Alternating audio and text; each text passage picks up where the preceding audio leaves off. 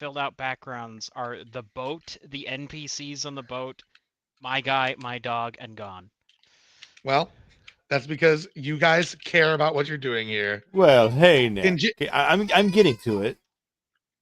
it's all good. Well, get All to it right. a little faster, Tel Aviv, Dravidian. All right. Well, we are good then, November. We will be set to go here. And Yeah. Fergus, the angry, violent drunk, who literally has to drink once per day, or else he will fall. He will go into a coma. Yeah, sick. Hell yeah, dude! This is gonna be awesome. All right. November, did you okay. bother So to when leave is anything on anybody? I kind of like know a little bit of the characters. Do we already know each other, or what's the? So so what I'm thinking is probably the case is Ruckus, Courier, and Gon. Well, or Courier and Gon already know each other because Courier is the captain of the ship you're going to be on, and Gon is his first mate. I think you, Fergus, you know Matt's character, Amaro, because you're both like in the court of the prince, right? Because basically you're like a very talented alchemist, so it would make sense that he would have you around. And Matt's character is like a priest and a scholar, so likewise it would kind of make sense. So, and plus you guys actually probably have, because you're both educated men, you know what I mean? You're educated in different fields, but it's pretty likely that you've encountered each other in the capital city. You know what I mean? So you would know each other, and then none of you would know Ruckus's character because the prince is going to introduce you guys in the first session. Welcome aboard the Grand Wizard, El Gran And- Mago. And you know that you're going on an expedition to Devi. But the prince is going to explain the details of why you're going, and introduce you to your companions. And basically, the way it works is, the print and this is where James's character, the Arab, comes in, because his father is a Al Anwari's merchant who was exiled from Al Anwar over what he claims is a very unfortunate misunderstanding about a shipment of Zambulan gold. And he is Whoa, like whoa, you you're and telling me there's a filthy cityman that's going to be on my boat? yeah, that's right. It's whatever James names his character. But This is almost as bad as having the Devi. I know. But so the deal is, because you and Courier both have money, November, but like you don't have year to year and a half long sea voyage feeding and paying 55 men kind of money. You know what I mean? Uh-huh. But that Alan Maurice merchant does. And so he's going to be financing the trip because the prince doesn't want to pay for it. And so the trip will be paid for. Like your guys' your like the basic provisions you need. You know what I mean? Like that kind of stuff. That will be paid. The men's wages will be covered, right? But any other but basically you're given free reign because your goal is to go from Dorado, which is up there. You're going to be going around the western coast of the southern continent through the Sea of Thieves and into Devi. And the reason you're doing this is because no one else has ever done it. And the prince wants you guys to explore this area because people have kind of went to the southern part of the southern continent, but like it's not a very well understood place.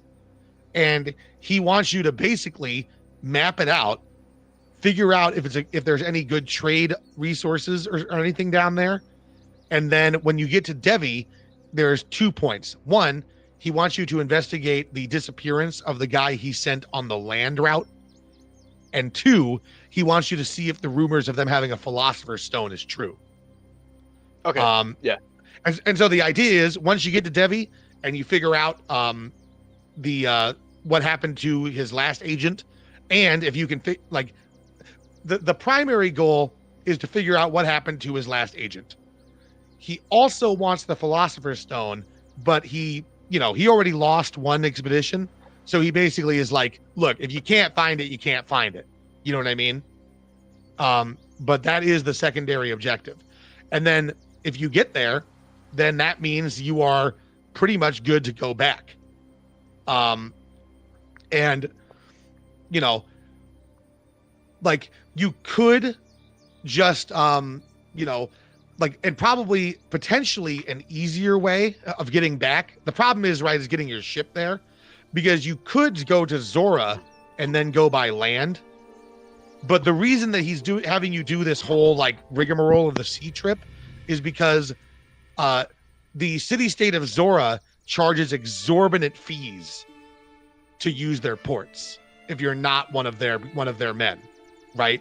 So doing trade through Zora to get to Devi is very expensive, and going by land is extremely dangerous, because if you look to the east of Sauvige, that whole like steppe area is full of fucking Mongols that like will fuck your shit up.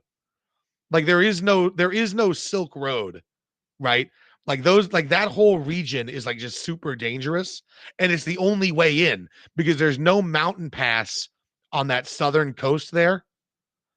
So you're basically, if you want to get to Devi from Dorado, you have to either checking this out, pay a fuck ton of money Gordon's to the people, going over the setting Jews for the of next Zora, game, or you have player. to go an extremely long way and risk life and limb to go by land.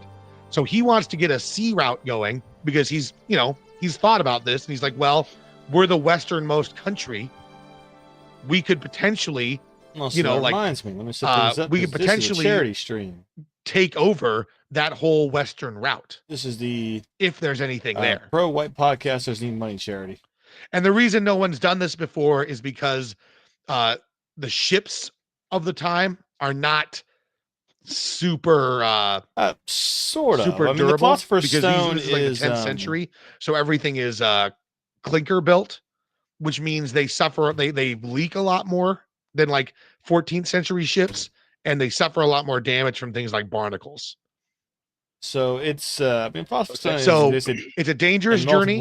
Things. It's going to be a potentially long one. There's a lot of potential for death, but if you succeed, you get to take anything that you loot or find, you guys get to split amongst yourselves.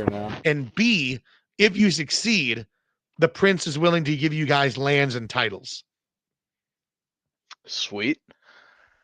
So when is session 1? Because we already have all of our characters, right? Yep. So this Sunday, I'm going to be running the last session of the game I'm currently running. Spook Squad. And I think I would like to have like a free weekend in between, just to like kind of chill out or whatever. So I'm wanting to do Sunday, March 29th, if that works for people.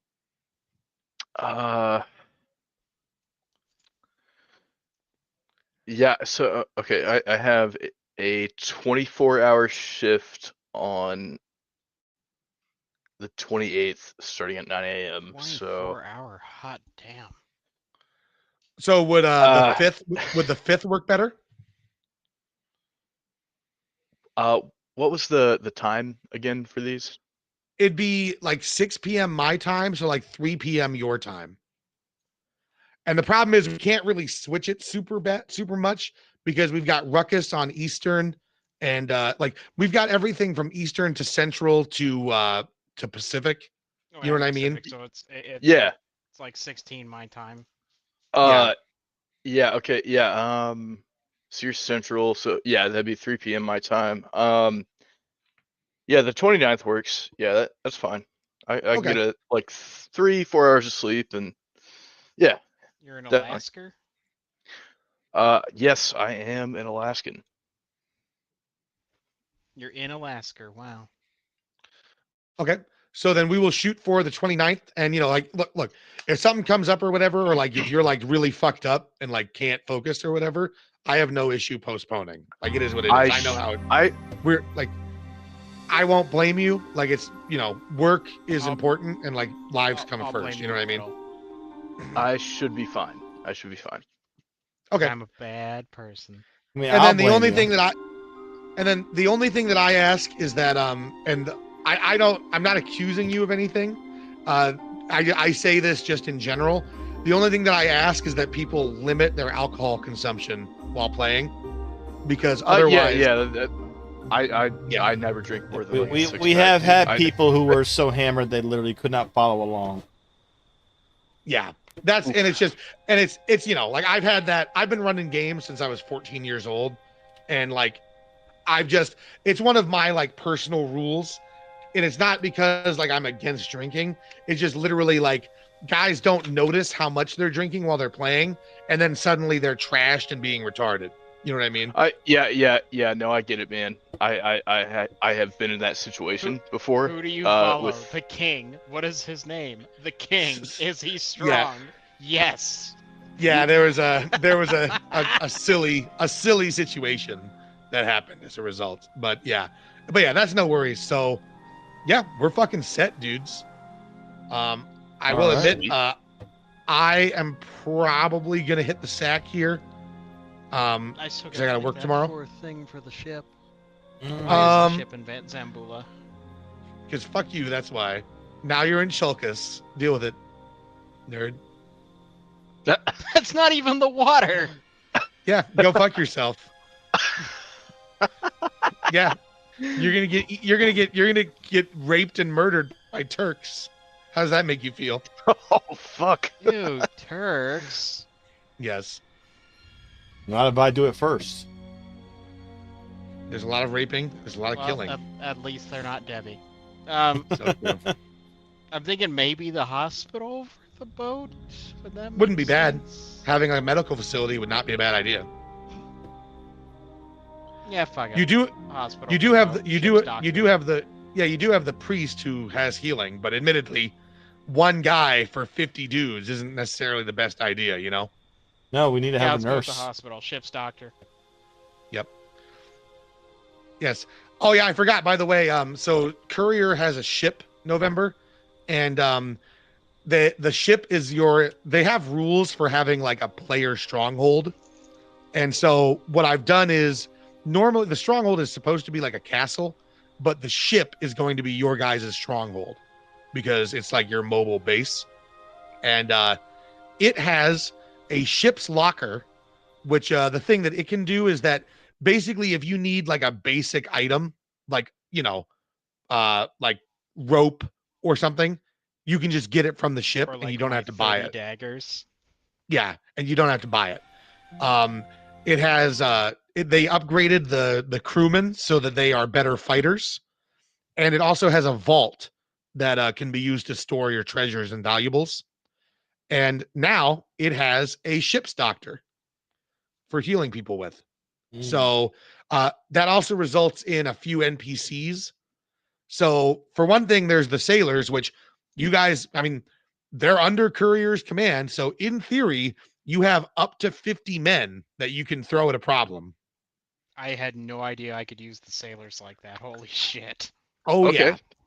I mean, you got to keep in mind, right? Like if you show up with 50 guys to like a city, they might react poorly to that.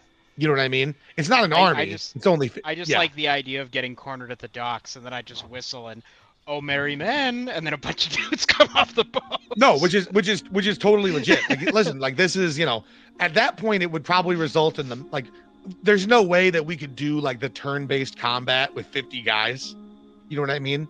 So that would end up being using my 50 niggas just slaughter these dudes. yeah, like if you outnumber them by enough, it's like who fucking cares, right? But there are mass combat rules which we could use for that. And then but there's also Lupin Mortenia, who is the ship's bosun. He's like a no nonsense like fighter type. Paulo Ibarra, the cook, who is a fat hairy, mean-spirited Mediterranean man. And then Raimundo, my character, regards as the funniest man on the ship and thinks that he's always joking. Yes. And then I will add a ship's doctor for the ship's doctor upgrade. And so it'll be an old man. It'll be an old man who's missing a leg, an eye, and several fingers.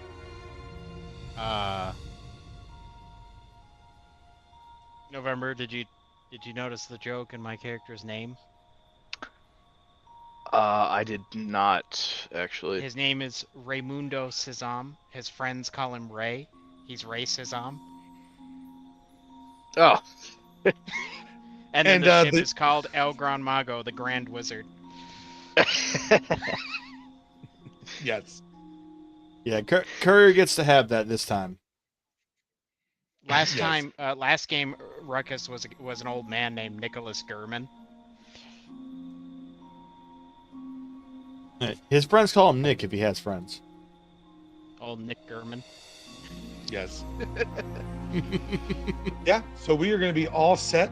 And yeah, we can start on the 29th. Same bat time, same bat channel. All right, that works. Fucking characters, holy shit. Yep, you'll have yourself, you'll have your dog. In theory, that's true, and the boat, and potentially you'll be able to command 50 niggas. I just can't wait for the part. I just can't. Characters. Courier, I just can't wait until the part where like you get off the ship and then like somebody starts giving you shit and they're like, you should really be mindful of who we are here, and then you just raise your hands and like 50 niggas shoot arrows, and you should be mindful of how close you are to the shore. But I mean, if you think about it, like, you need this because you don't know what the fuck you're going to be dealing with especially when you're on the southern tip of the continent. Like that's like deepest, darkest Africa down there. Like, it's not a super well-known place. But don't worry, guys. I speak nigger, so it's fine. Oh, it will be. I speak Jab. It will be a super well-known place when I pave a new Duradan colony in Zambulan blood. For the glory of the prince. And for Athar. I will help with the middle part of all that. That is one thing that you will have to. I was actually thinking about this, and especially with the ship's doctor. So, your men can die. So. Oh yeah, they're probably mooks, right? Yep, and they won't like magically regenerate. You know what I mean? So like, by the time this trip is over, it's not impossible that you'll have like basically just had to like hire whatever fucking weirdos you could find to like man your ship. You know what I mean? I'm not hiring Zambulans. Well, you might have to hire worse than that, depending on where you go.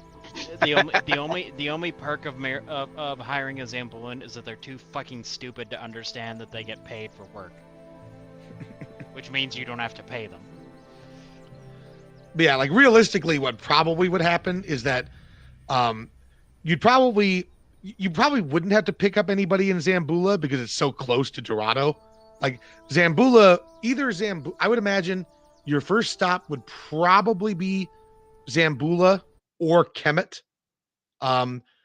Probably because of the size of your ship, not Kemet, because Kemet is actually not on the coast. It's like down the river.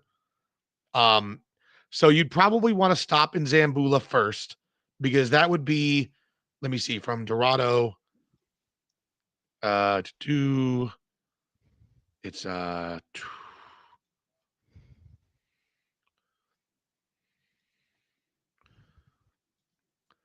me see. It'd be 4 weeks. Yeah.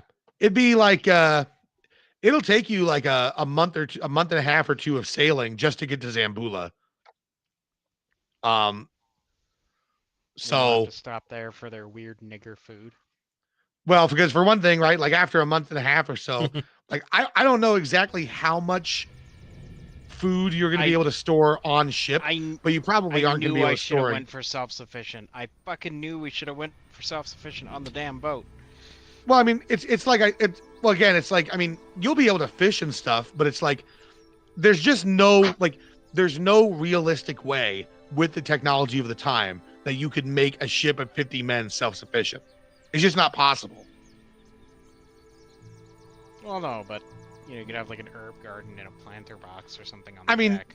Well, you can already, I mean, you can just have that because the point of self-sufficient is that you don't have to worry about food and provisions. But again, you just physically can't do that. Like if you want to have an herb and planter box, like that's fine.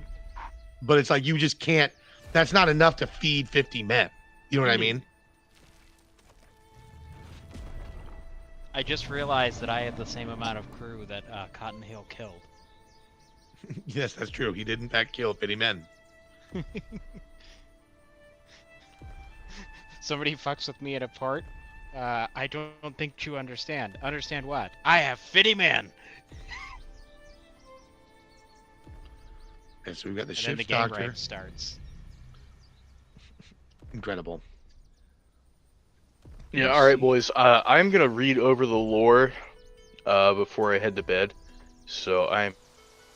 Oh, Gon. Oh, by the way, Yeah, Goro brother. Gon needs to buy 3 woads using my money.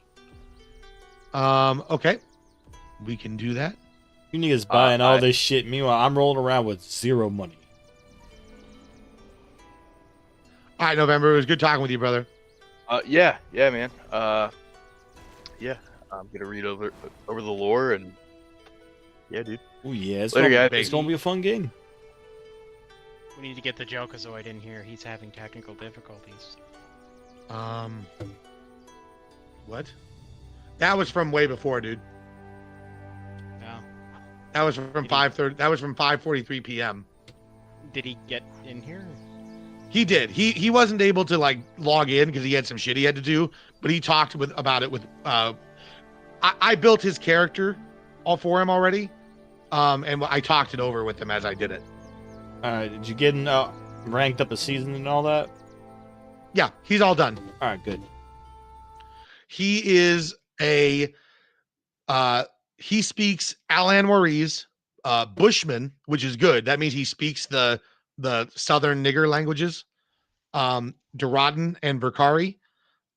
He has a D8 shooting, a D8 in thievery, and a D8 in stealth, D6 fighting. He has the assassin, poisoner, sneak attack, thief, and quick edges. He has the arrogant, bloodthirsty, and obligation hindrances.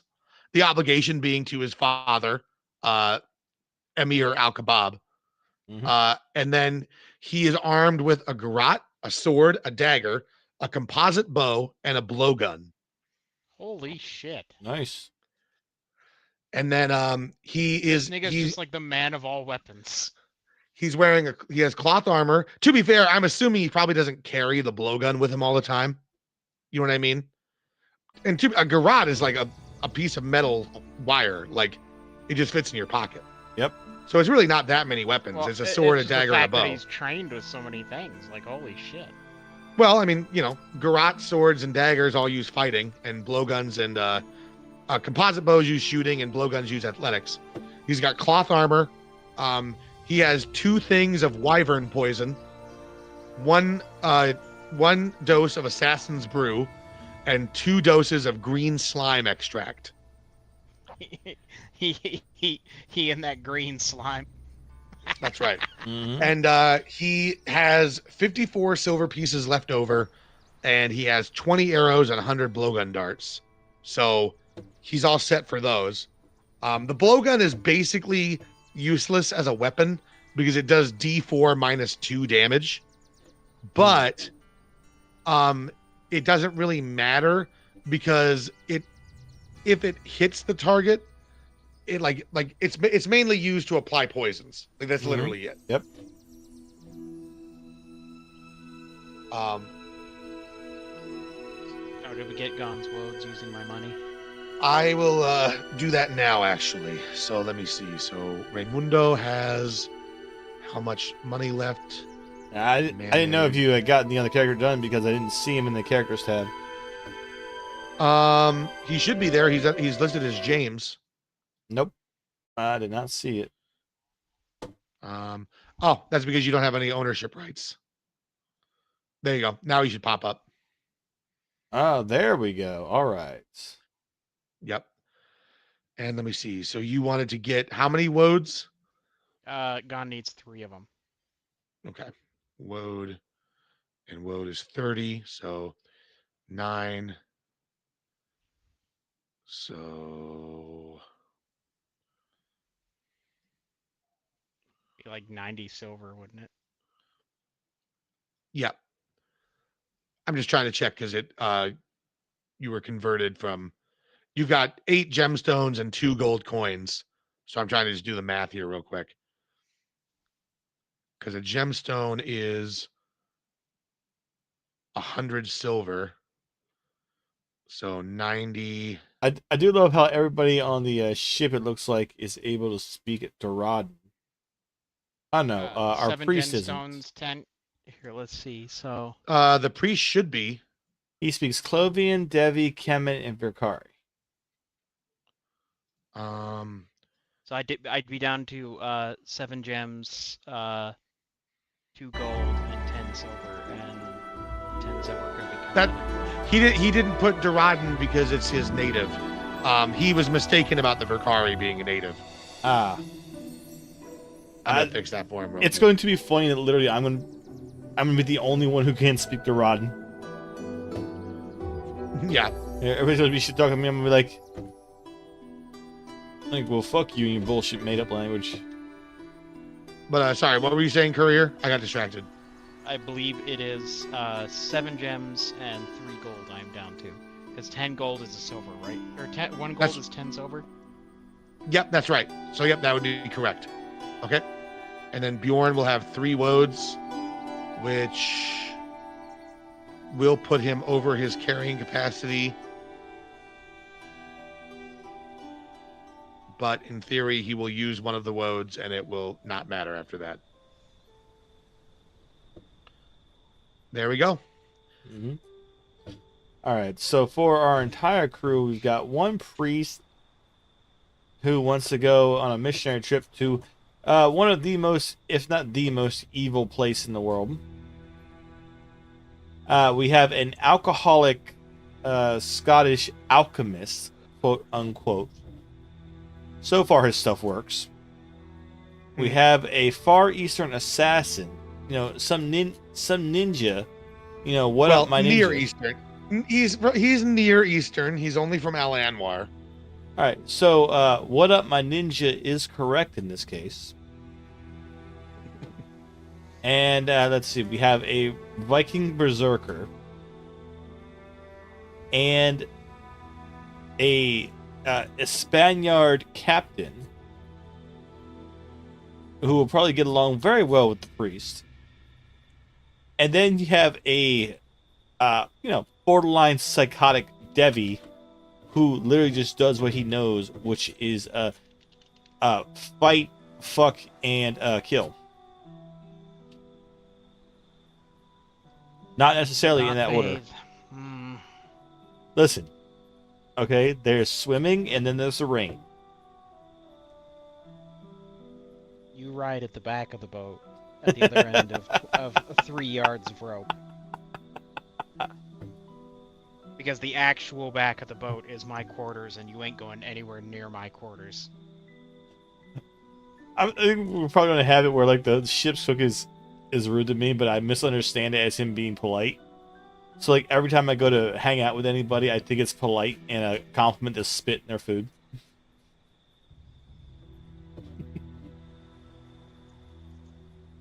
Well, I mean, Raimundo's whole thing is that the ship's cook is actually a nice guy. He's just a big joker.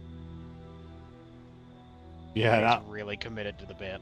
Yeah, and I'll probably completely misunderstand him and think that that's his custom of being super polite.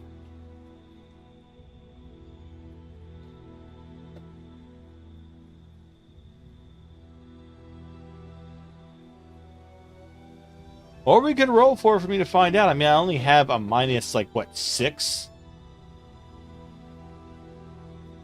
Fucking Paolo threatens to kill like one of the guests on the ship. Ramudo fucking cracks up. Oh, Paolo, always joking. Paolo's like, you fucking retard.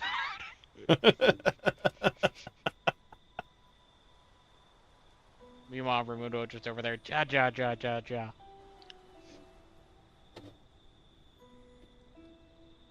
Because Spanish. Mhm.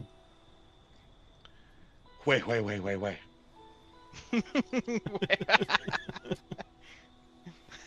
I loved how like out of breath you sounded when you did that. Wait.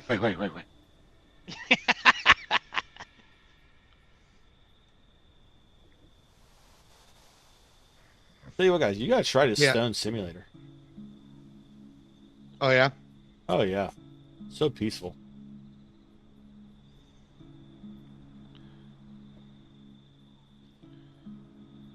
I mean, I did see a kraken and some big stone nigga walk by, but that's about it. I'm sad that nobody got my George Lucas impressions in the main chat were funny. You should try being funny. I actually I land that pretty often, from what I can tell. No, you suck actually. Damn, Wow, Gordon. okay, fine. Abusing Courier live on air. I guess Fuck I'll you. shrimply crow myself. On COD. Yes, for real, for real. It's real with 2 E's, like a fishing rod.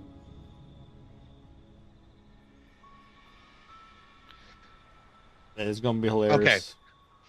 So I've officially chartered it out, and depending on where you land in Devi, it will take you between 66 and 75 weeks. In just Devi? That's to get to Devi, Hmm. which Yeah, we go 66 on a trip. divided by 4. So at a minimum, it's going to take you almost a year and a half by sea to get to Devi.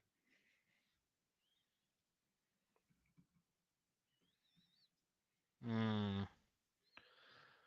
And just to kind of calculate it here, I'm going to calculate the land route.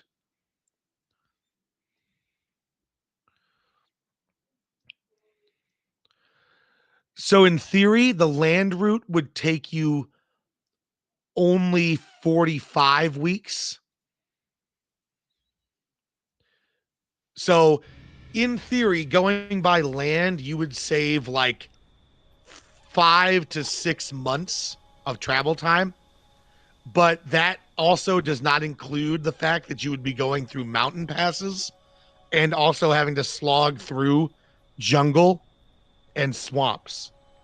On top So it of would- what we're already going to have to do, which is slog through mountains of dead Devi. Yeah. So, I mean, so basically, if you can pull this off, it would actually be like a massive change. I mean, again, it's because I think Francisco de Gama was the one who did it from Spain to India in the real world. And like, that's a big part of what made Spain like a global empire. You know what I mean? So it's pretty What you're serious. saying is I am spreading the glory and the might of Dorado. Potentially, yeah. But yeah, and it looks like the best route you could have would be going from Dorado to Zambula. You would then have to go all the way around the horn of the southern continent. And you would not realistically have a place to stop until you hit Zora around 53 weeks in. Zora is extremely expensive, but in theory, right, since you're landing there and not taking off from there, it might be a little cheaper, and you'll have had all of the previous places to potentially get trade goods to trade there for money, right? The other option would be, instead of going through Zora, would be to go through the pirate nations, Hmm. which you would get there quicker. Well, it'd be about the same time, actually, roughly the same distance. You wouldn't have to pay all the fees, but they're called the pirate nations for a reason. Hey, listen, let's go to It's Zora obviously because through they're Sea of very Thieves. friendly It's and fine. don't try to steal my shit, right? Yes. But I mean, an argument could be made, because like the Duradans have basically no experience with the pirate nations, except for like, you know, like Duradans that have tried to like use Zora to like fund caravans to Devi have had their shit rocked by them on multiple occasions. So exploring that actually probably would help the prince. Because remember, if you think about it, you're doing this to map a trade route, right? So like it might actually make sense to go through there instead of Zora, because the prince already knows where Zora is. You know what I mean? Like, what's the point of being the first nigga to go to a place if you're just gonna skip the place nobody's been to go to the place everybody already knows? Right, but I doubt the pirates are going to be willing to trade things. No, they will. I mean, they're not like literally all pirates. It's just that like it's the It's pirate like a nations. Tortuga kind of deal. Yeah, think of like Age of Sail, the Age of Sail Caribbean. Like there are like legitimate like nations or cities there, but there are also just a lot of pirates, because it's a large archipelago, and they're also constantly preyed upon by Devi when they try to take them as slaves to sacrifice.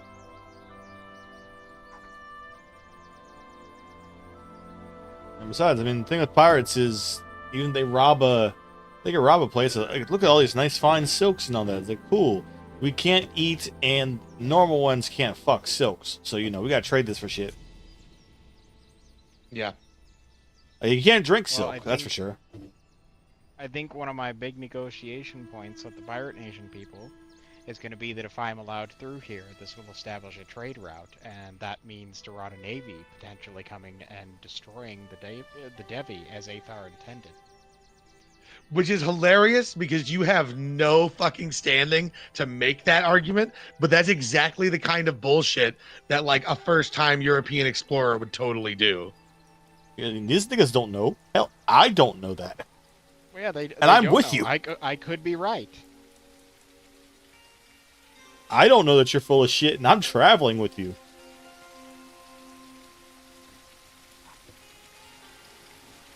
Well, I mean, the prince, in theory, would want to protect his trade routes, right? So, Gordon, in terms of the cast with Devi, how does daily life go about between different groups? Not pleasantly. Well, obviously, there's Basically, the regular rituals and tortures and stuff like that. Well, all I Devi sort are of- in the unspeakable caste, which is the caste that is unspeakably smelly. My mindset for Devi is that they sort of function like Drow. So, in theory, they have like this super rigid caste structure, and like noble houses, and like, you know, like obviously there's like because again, they have a caste system, right? So it's basically priests, warriors, and merchants in the like priests on top, warriors and merchants in the middle, and then everybody else is basically an untouchable. Like there is no like freeman class. You know, like you know what I mean? Like there's no like poor but free farmer in Devi. It's you're either not you're either rich, you're a magic nigga, or you kill niggas. Exactly. And obviously the untouchables are used as conscripts, right? But like their warrior caste is effectively like knights or something. Yeah, the proper translation of in Devi refers to them as the victim class. Yes, exactly. Victim weight twinks. Yep. As they're sometimes known. That's a Devi word. What's the name for your untouchables in Devi? Twink. Yes. Twinkas, Yes. Twinka. Twink. Yes. Or if you want to be polite about it, victim weight. yeah. If you want to be extra rude about it, though, Canadian. Gun.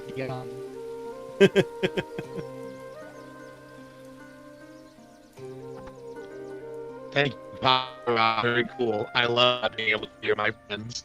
Yes. Fucking say it. Yes. You boosted out for me too there. I blame the Jews what's for this. Oh, rock. Name Pavel Jirov.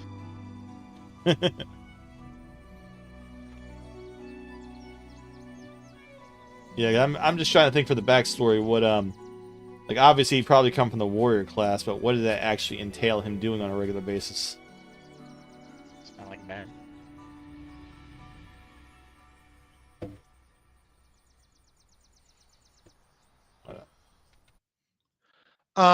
I mean, yeah, I guess I didn't really think about it all that hard, but I feel like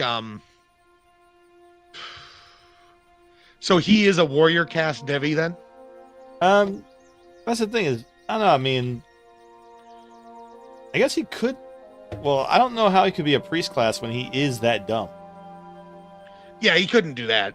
Yeah. I mean, yeah, like in theory, let me see.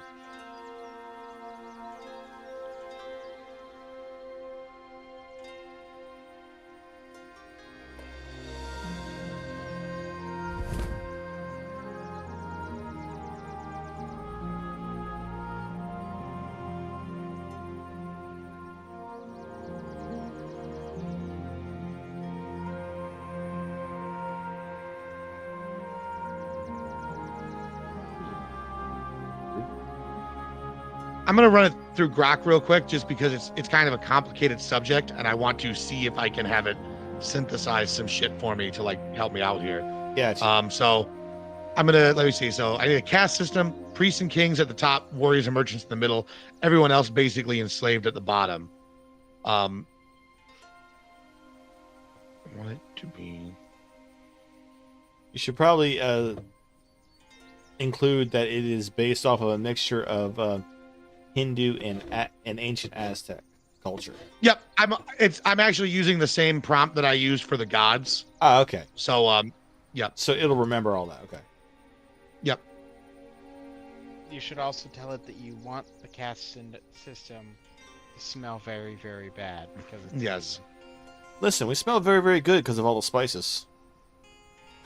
No. We have no idea how to properly use them, or at least. That does not have the effect y'all think it does. Listen, you can't taste the rotten meat with all the spices. You could just, And you can't not smell eat shit when you have like 8 pounds of cumin and cayenne up your nose. Israel deploys world's most powerful stink bomb on Indians. Indians unaffected. Of course not.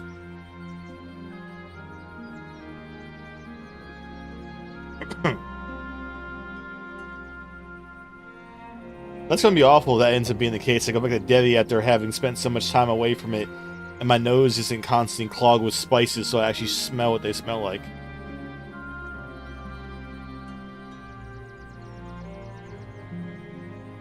Well, don't worry. When we sea haul you, you'll lose your sense of smell. Ah, well, that's good then.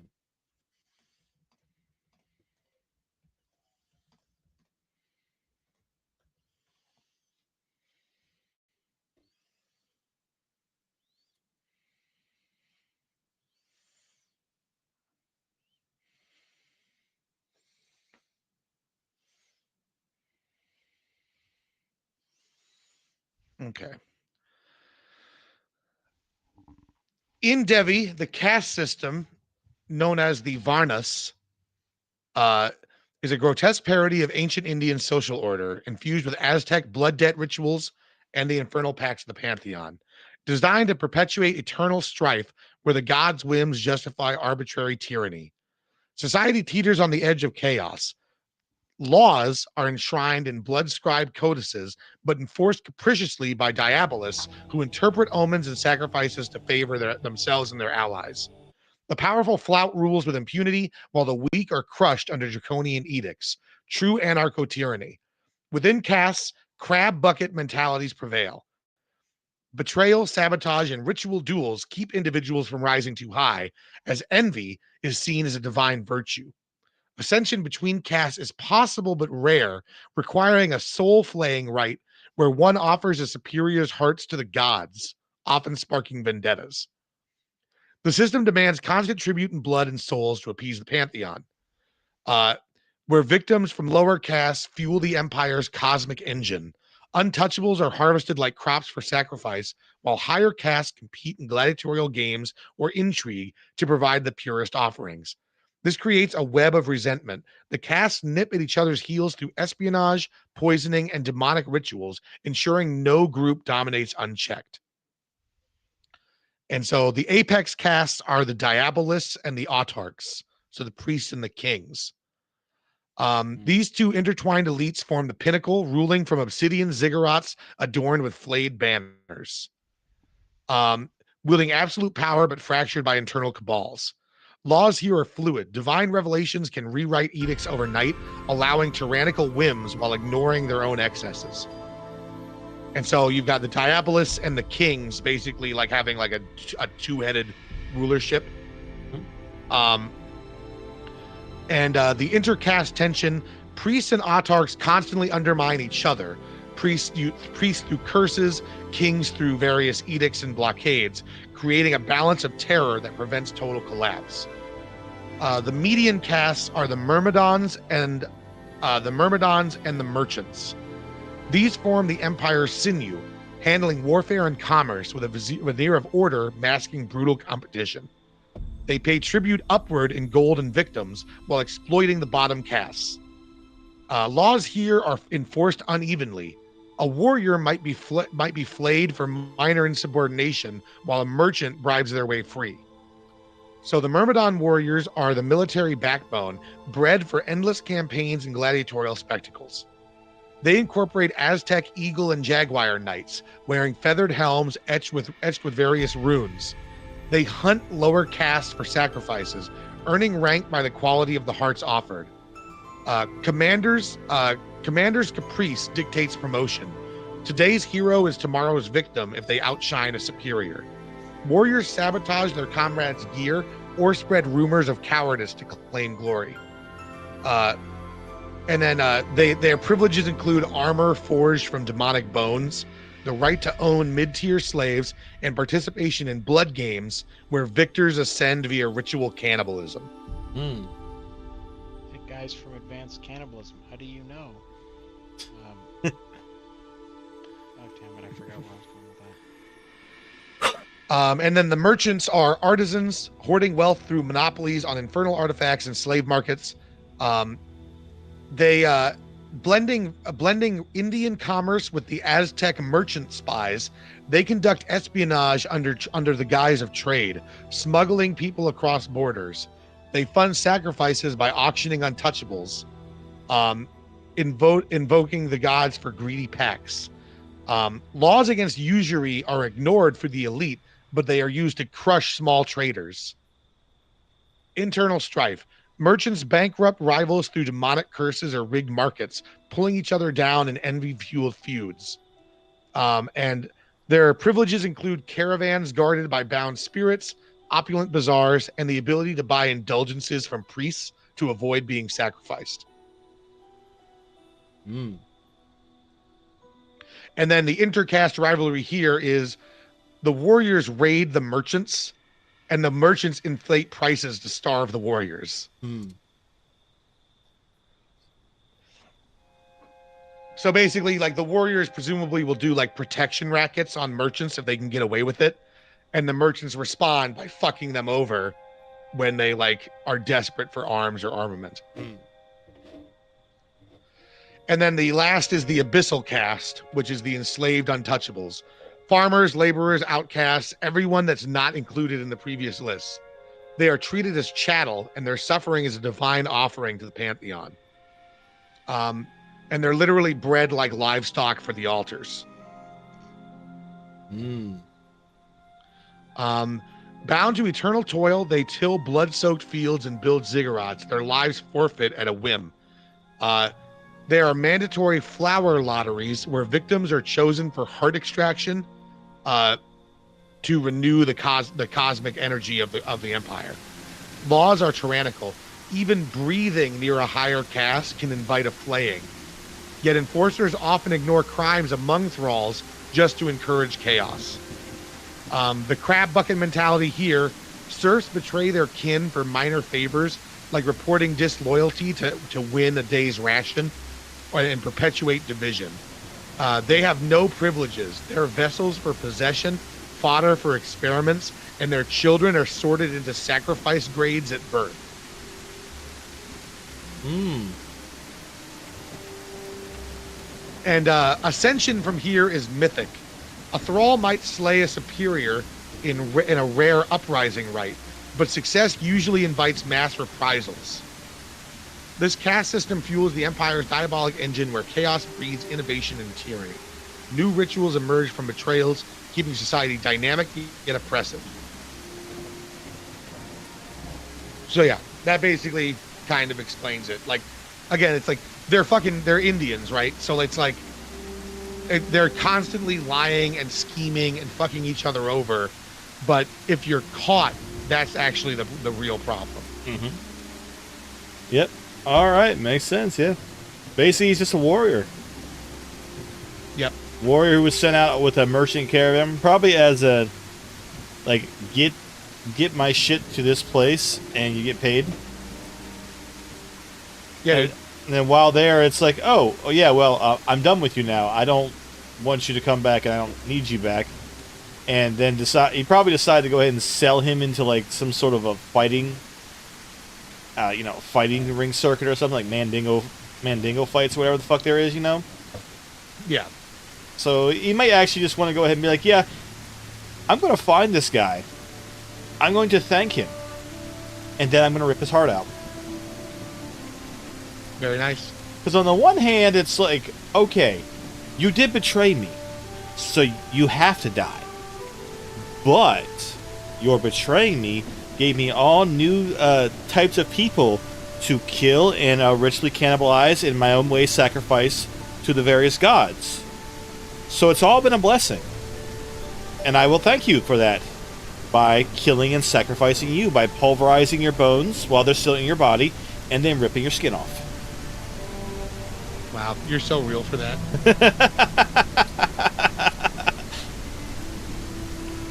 A lot of people wouldn't be nearly that cool about that. Yes, listen, he betrayed me, but allowed me to kill and rape so many new people. And then I'm going to kill him, and I'm going to break his bones while they're still in his body.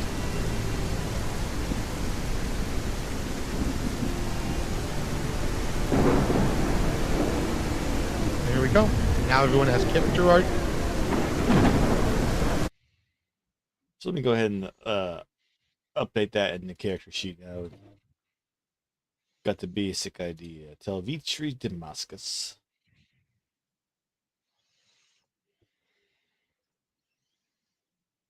Project token. Appearance.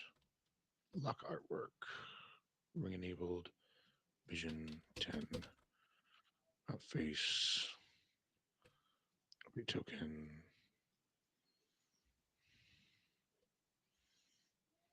There we go. Perfect.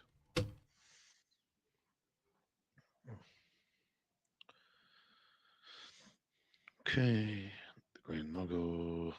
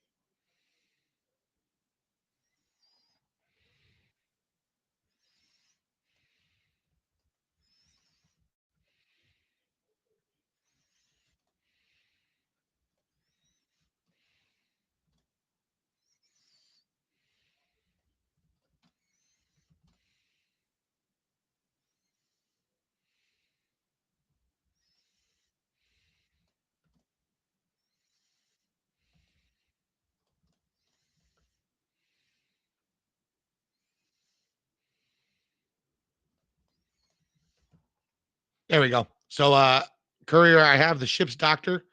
Um, the ship has a doctor with a healing skill of D8 and a small medical bay with a few beds to handle minor injuries or illnesses. If the upgrade is taken again, the doctor becomes a wild card with a healing score of D10, and he's able to handle local outbreaks if the ship is in port.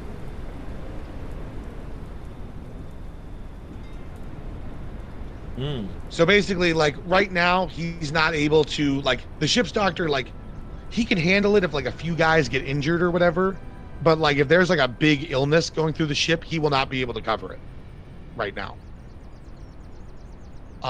If you guys like suddenly get like a disease or whatever after you've upgraded him a second time, then you would just have to go into port and he would basically be able to treat most of your guys.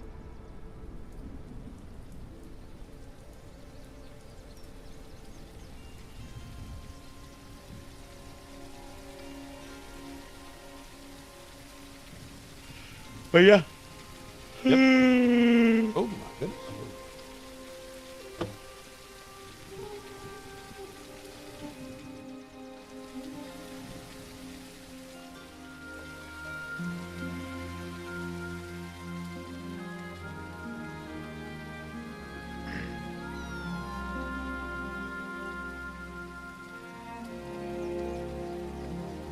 But yeah. All right, yeah, we got good stuff set. We've got a nice little background for everybody. Yep.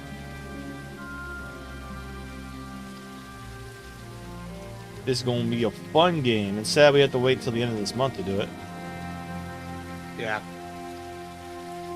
Well, you know, I'm just a bad person. Yeah, yeah. I don't give a fuck.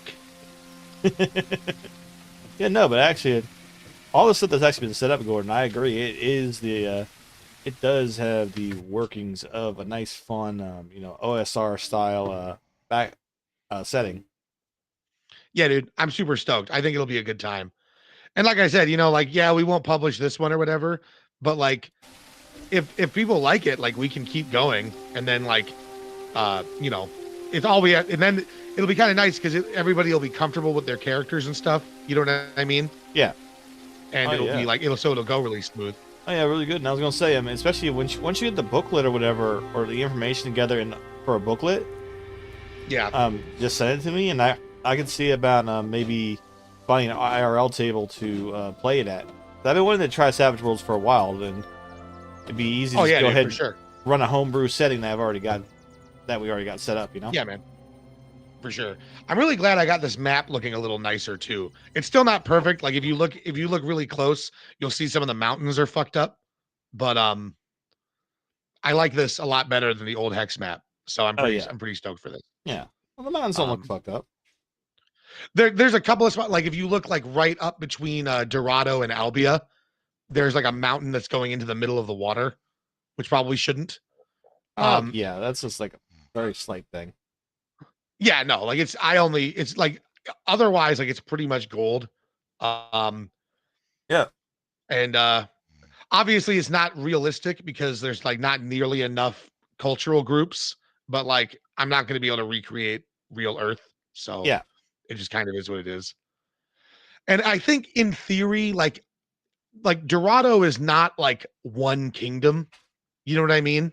Like I get the feeling that these are more like broad cultural groupings, right? Like Albia is not ruled by a single king, I don't think.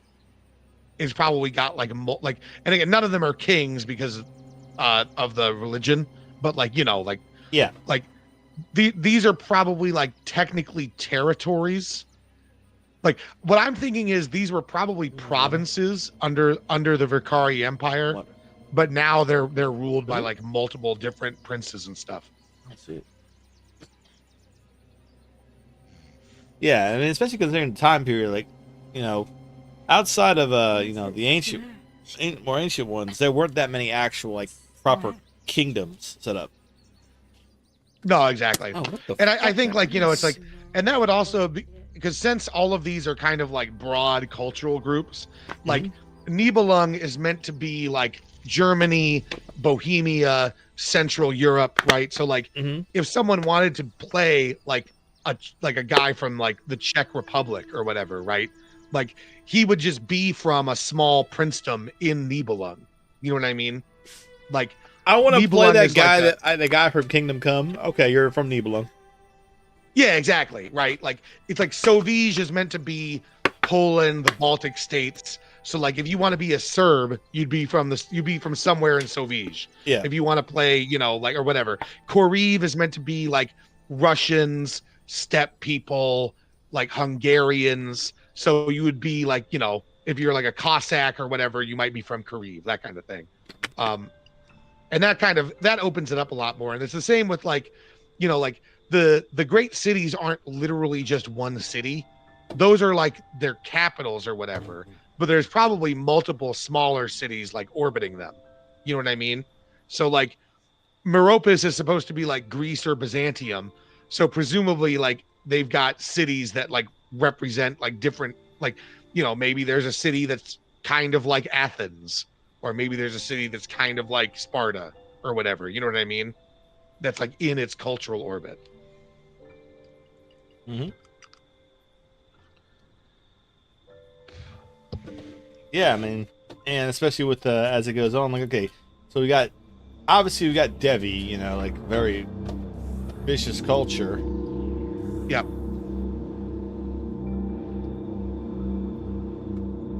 So I mean, we got that set up, and yeah. Well, that's what I'm excited about, because it'll having you visit all these areas will give me a chance to like put lore together for them. Yep. You know what I mean? Yeah, and build it all up, yes, because we got that, and then obviously probably after dealing with Devi, may end up wanting to go towards the east to further increase the trade routes. Yeah, exactly. You know, like, okay, I mean, hey, we got India, now we got the Silk Road going along. Hey, listen, That's true, because the Silk. Yeah. What if instead of Silk Road, we just took the boat around? Well, I mean, you know, if you during the Age of Sail, that's literally what they did, right? Like they went to Japan and shit. Yep. I mean, because the people of Dorado are basically like Spanish plus Portuguese, and the Portuguese and the Spanish were literally the guys doing all that shit. Mm-hmm. So I mean, like, yeah, if you can get to Devi, if you can figure out a route there, right, that doesn't like get you killed, then getting to Heian, which is like Japan basically, like it's fucking right there. Yep. You know what I mean? Yep. Like it's really not that far, all things considered. Like it would literally be let me see, look at the ruler. If you were to sail from like that kind of like southern crescent area, and because you'd be hugging the coast because of the ships they have at the time, it's only like 22 weeks to get to Japan from there. And unlike the trip from Dorado to Devi, like you're not spending half the trip in like totally like barbaric fucking like jungle nigger territory, because Uttar, like the Asians in Uttar are not like, they're not as advanced as the Heian, but they're like Vietnamese or whatever. So like they have a culture, like they have like, you know, like civilization of some kind. Yeah. I know this. So this would be extremely profitable. Oh yeah. Very fun setting. And then yeah. And then the other thing would be like, I mean, because the big issue right now, and like, I moved the Cholkas so that my thought process is that the Sigyn used to be further north, and the Kazgui used to be further east, like over by Bodhi. Yeah. And the Cholkas used to be where the Kazgui are, but the Kazgui have been getting pushed west by the Imperials. And so they're forcing the Cholkas out of the steppe and into like the western part of the continent, which is going to be a huge fucking disaster. You know what I mean? That's gonna which, be like hilarious. I said, is also why the land route to Devi is basically closed right now, because the Kazgui and the Cholkas are killing the fuck out of each other. And also anyone else who decides to show up. Yep.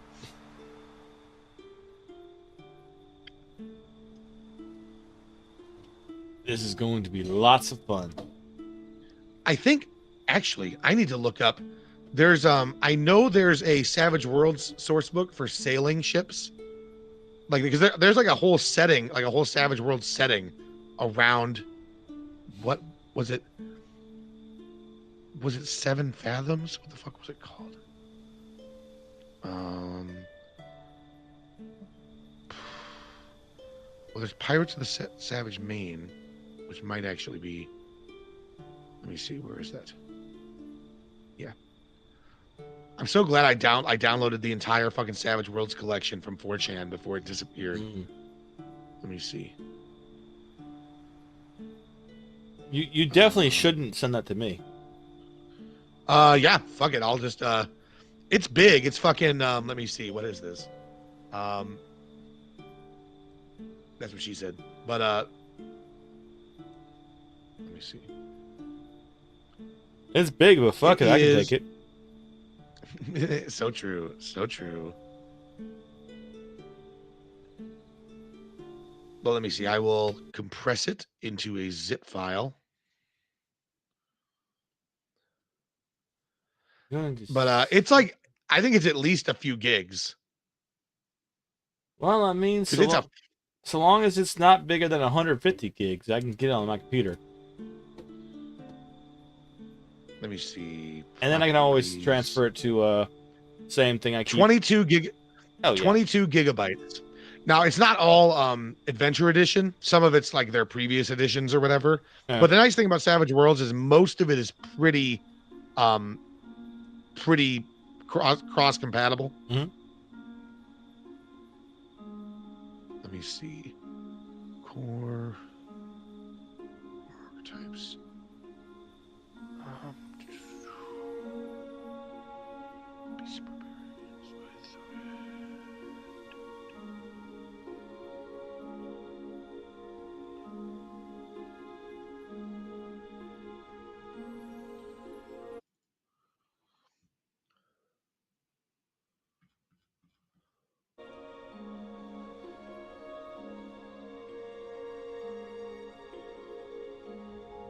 Yeah, because I'm about to finish up my current D&D campaign, and I got plans for the follow-up one, but I'll check to see if the people see if they want to run a different system. Yeah, dude. Because originally it wasn't going to be that way because the people who were doing it, they're like, I don't have time to learn a new system. I hate that fucking excuse. Like, it takes like 2 games to like figure it out. Yeah. You know what I mean? Like I always found that to be really bizarre. Because like there's like these people that just like they play D&D and that's all they'll ever play. Like admittedly, I mean, I kind of feel that way about Savage Worlds, but Savage Worlds at least has the excuse of being like a universal system. Yeah. So like you can run different shit in it. Yeah, whereas I'm playing like there are some weeks I'll play 3 different systems in the course of the week. Yeah. And like, you know, like I've played, like, you know, I ran Fate. I did Dungeon World for a long time. Dungeon World was I like Dungeon World a lot, actually. You know, like, I've run all kinds of different games. It's just, I actually do just kind of prefer Savage Worlds for running it because it's like easy to alter. But yeah, dude, like, I've never understood the like refusing to like, you know, like I think Matt said he's going to run a GURPS game at some point. I'd fucking play that. Yeah. I've never played GURPS before. But like, I'm not like going to bitch. I'm not gonna bitch and cry about it. It's just so weird. Yeah, well, I mean, some people like, you know, I've got like only this much time to devote to doing something. I don't want to have to learn a new system, that kind of deal. And a lot of people, I mean, let's be honest, a lot of people just don't have the,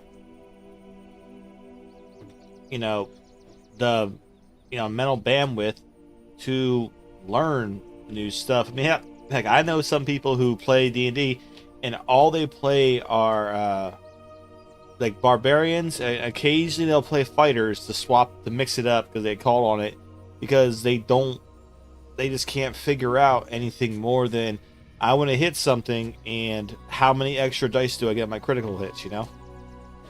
Yeah. So like a lot of times they'll be like, okay, I'll do this and I'll only play like orcs or half orcs for the extra crit stuff, and that's about it. So it's always orc or half orc barbarian typically, which is a good standard pick. I mean, it gives you your dark vision, and it gives you the come back at 1 HP one time when you get put down, that kind of deal.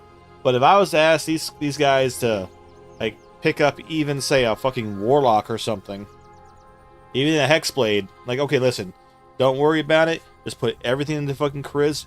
Treat charisma like you would strength if you were a barbarian. Okay, build a barbarian instead of strength. Just put it into charisma, and there you fucking go. And they would still be like, oh, okay, the spells, like I can't figure it out. Even though they may have at most 5 spells they possibly know, and only 3 spell slots to worry about during any combat. They would still be like, I don't know what the fuck to do. You're taking Pack of the Blade. Okay? You're going to take Pack of the Blade as a Hexblade. You don't even have to worry. If you get a magic item, great. If you don't worry. You can just magically make one fucking appear in your hands. Yes, that means that basically, yeah, if you go ahead, you do this, so you take this Mage Armor spell, you can be naked. And then all of a sudden, you have your full armor and your weapon, despite them having thought they took everything from you. Which is a very survivable build, actually. Yeah, dude. Yeah, me, like, especially, like, I actually like to play Rangers, even though people complain, like, oh, Rangers, there's so many problems with Rangers. And there's a lot of problems with Rangers. But a lot of Rangers is basic abilities, especially they're getting a climbing and a swimming speed at some point. It's just ridiculous. Like, I have played a Centaur Ranger, and people are like, how are you going to get up these steps? How are you going to get this ladder? Well, I have a climbing speed, so technically, by the rules, I can climb a fucking tree with no problem. People like overthink it when people do the Centaur character or whatever. Like, yeah. Just let them do it. Like for one thing, like horses can kind of like, because you're not just a horse. You're a horse with a human level intelligence. Yeah. Like, in theory, you could figure out how to like. It would be a bitch, but you could probably pull yourself up the ladder. Yeah. Well, also the funniest thing is, so one thing I like to take, assuming DM allows it, which most do, is there's an item called the Horseshoes of Speed, which just gives you like an extra 40 feet of movement or something like that. So Centaurs normally have 40, so I have 80 feet of movement. So even if you say, okay, even with your climbing speed, you move at half speed, cool. I'm still literally moving 10 feet faster than any of you niggas. Yeah, dude. It's straight like, yes, I am a horse, man, climbing up a fucking tree faster than any of you. Let's fucking go. Oh, fucking sweet! I found it. There's a Savage Worlds setting called 50 Fathoms, which is like a pirate adventure setting. Nice. And they have a bunch of setting rules for like pirate adventures. For example, rules for armor and swimming. Let me see. But more importantly, they have rules for navigating with ships, which like the default game doesn't have because it doesn't really need them. But it'll be important for this one, I feel like. Yep. Yeah, we should look into those rules for armor and swimming. Let me see. Yeah. It is particularly difficult to swim while wearing armor. Characters subtract any encumbrance penalties as usual from the swimming rules, but also subtract the natural bonus of any armor worn as well. Hey, that was one of my suggestions. So a suit of leather armor, for example, adds +1 to the user's toughness, so it subtracts 1 from swimming rules. Leather also weighs twice as much as wet. I think I would ignore that. I think it's a pretty simple and easy thing to be like the armor bonus from like your like heaviest piece of armor is the penalty to your swimming roll, which is basically going to always be your chest armor. Yep. You know? So yeah, it's like if you're wearing scale armor, which is the heaviest chest armor, that'll be a -4 penalty. Which is pretty significant, but it's not like the worst. And it I mean, like you only have to roll swimming when you're doing it in like nasty conditions, which to be fair at sea probably would, but I don't think it'll be that bad. Oh, and also that's nice, they have rules for fighting below deck, which I actually stole those for the sci-fi setting that I was going to run, because my theory was that spaceships would probably have pretty cramped quarters. So basically the way it works is if you're below deck, anything that's not like a knife or a hook or other like short weapon Mhm. suffers a -2 to their fighting rules. Yep. because they're Except so for cramped. except for me, I'm fighting below deck. I get that +1. Exactly, because you would get your you would get that fucking beast of the jungle edge. Yep. Let's go, bitch. And then let me see. They have rules for navigating. And then yeah, each square on the map is equal to however many leagues. Vessels cross as many of those as their travel speed each day, blah blah blah. And then the captain must make a boating rule for each day of travel and add the modifiers listed below. And they include staying along the coast, having no compass. Most of the crew has no boating skill. Crew has an average boating skill of whatever. With a success, the vessel moves as expected. A raise adds +1 to the vessel's movement. Failure means the ship travels to its expected movement in a random direction. Roll a d8 to determine the square it moves to. If the roll moves the vessel into a landmass on the map and may run aground, the captain must make a boating roll. A raise means the ship avoids the shoals, sandbars, or reefs and suffers no ill effects. Success means the ship is beached. It takes 2 d20 hours to pull it free, or 1 d20 hours if another ship is available. Failure indicates the ship has run aground, the vessel is wrecked, and everyone aboard must swim to land or drown. I would say that it seems kind of retarded that you're like you're not going to run the ship into the fucking coast on accident. That doesn't make any sense. Yeah. What I would say is that on a failure, there's some kind of like problem, right? Like maybe you like hit a coral reef or something, but like running aground is stupid. Like, you know what I mean? Yeah. Oh, good. They have rules for repairing ships too. That's nice. I think there actually are already rules for repairing vehicles, so that doesn't actually matter. Oh, here we go. Wooden vessels must be careened on occasion. The ship is turned on its side, and barnacles, sea worms, and other parasites are scraped off. Failure to careen a ship decreases its speed. A ship should be careened once every 4 months, 3 times a year. If it isn't, the ship's handling is reduced by 1 every month thereafter, to a maximum penalty of -4. Any of the great ports offer careening for 100 silver times the vessel's base toughness, and done in a number of days equal to half its base toughness. A ship can also be careened on an island by its crew. This is tiring and tedious, taking a number of days equal to the craft's base toughness. This is an average number based on the standard crew size for that ship. Yeah, because I'm definitely going to be making you guys do this because like this is meant to be like a grueling and like really like shitty voyage. Yep. You know what I mean? Crew upkeep.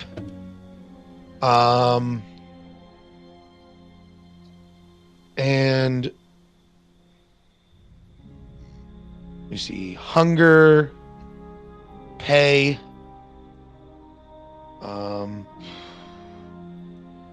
private ships and privateers don't pace their crews. Ooh, cabin fever. All characters are automatically fatigued after every 30 days spent at sea. I like that. because that way it prevents you from just like, fuck it, we ball. Let's just like get the fuck out. Like just keep going, right? Like eventually you have to stop. I think that's pretty fair. Because that would be because that would mean that you really couldn't do more than like because the crew is never incapacitated due to cabin fever, but when the state would otherwise be met, the sailors start whispering mutinous thoughts. Yeah,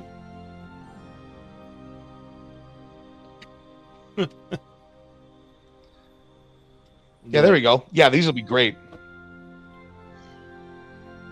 And then I will upload that zip file for you.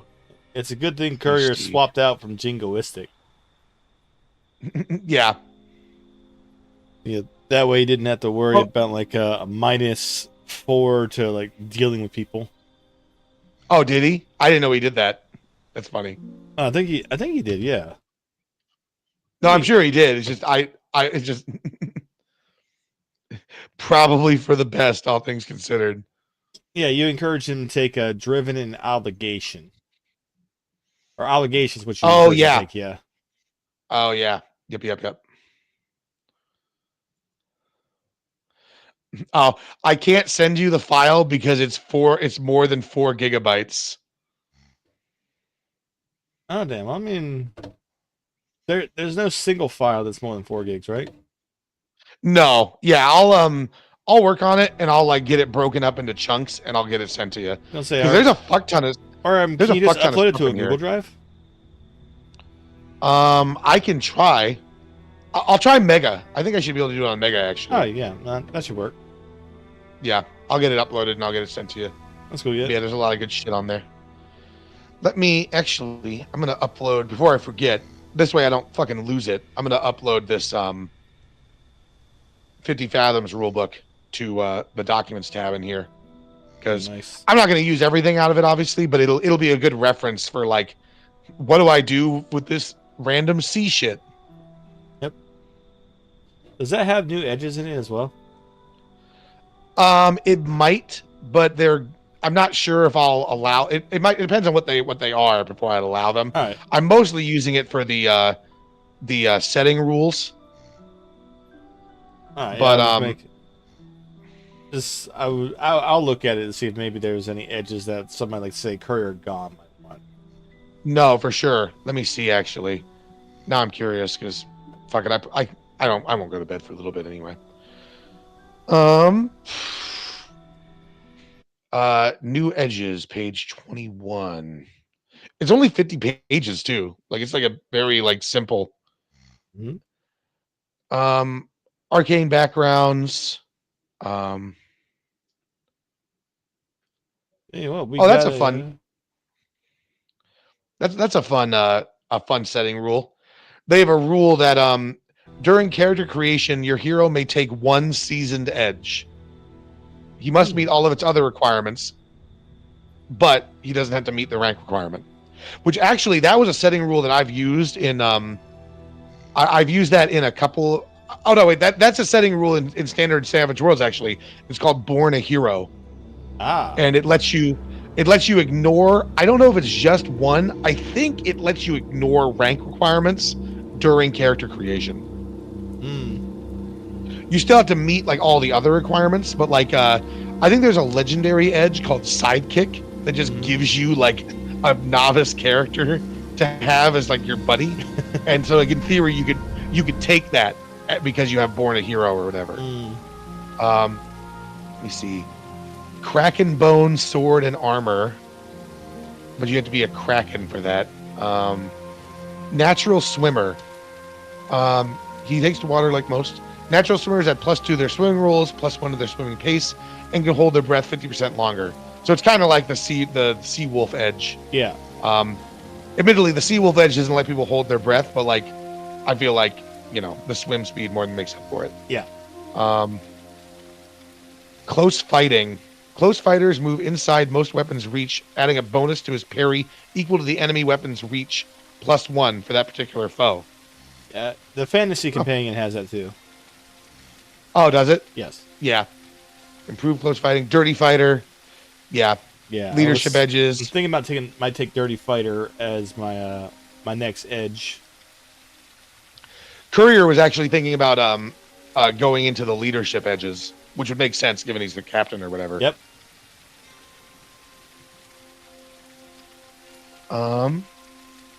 Yeah, absolutely, because all his stuff would work on the guys close enough, especially against the command aura. That basically cover like his entire ship. Yep. March of Torquemada.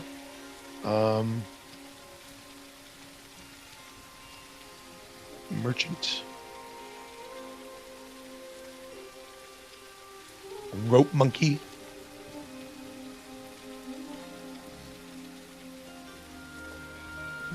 Poor sleepy courier. Yeah. Anybody paying attention to the stream now or later should go to buymeacoffee.com, such a gamer word or the Gumroad, and send Courier some money right now. But yeah, join the Chubman Circle. That's right. That's right.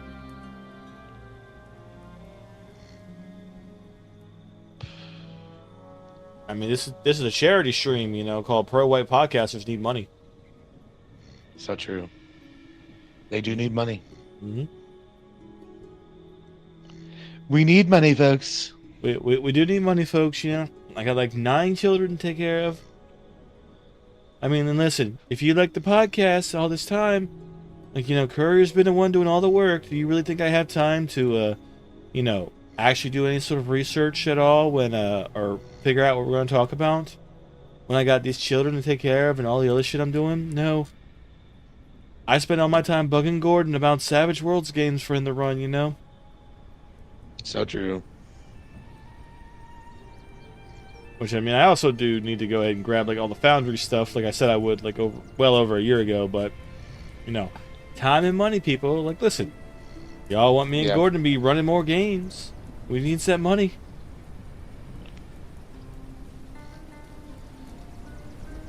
I mean, to be honest, I wouldn't mind just, like, sharing my account with you. Like, I don't really give a fuck. Yeah. You know what I mean? Like, the problem, admittedly, would be I don't think we could both use it at the same time. Right, so that would make, yeah. I mean, which, in theory, running a game wouldn't matter because you're probably just going to be in pretty much any game I run. Yeah. But putting them together would be a bitch because then we would have to, like, coordinate. That's the only problem. I guess it's $60, you know what I mean? Yeah. The thing, it's just, the downside, right, is the server space issue.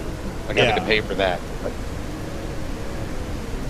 But I mean, I think, like, the cheaper option for Forge is, like, $60 a year or something. Yeah. So it's not, like, awful.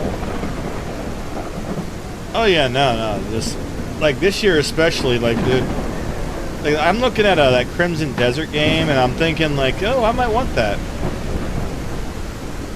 I don't know if I'm gonna, like, you know, pre-order it. I mean, it comes out next week. And the only thing the pre-orders would do is give me, like, extra armors, but the armors you can, like, colorize and stuff. But it looks like it's gonna be a fun game. But there's that. There's Blood of the Dawnwalker.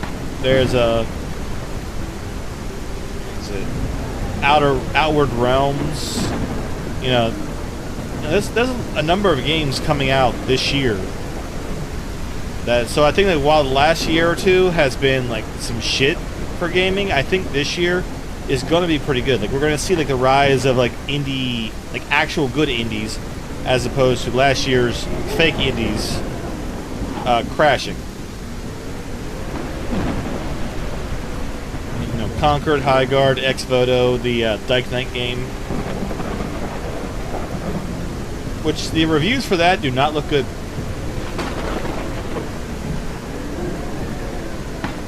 I know you saw where I like messaged them and said I'd like to be able to properly review this game. I was hoping they'd send me like a product code and be like, yeah, here, review it. And I would actually play through and review it. But they had not done that. Which I don't blame them. I mean, apparently, like, people who are saying, like, yeah, dude, the combat, not great. And for that particular game, you need the combat to be good.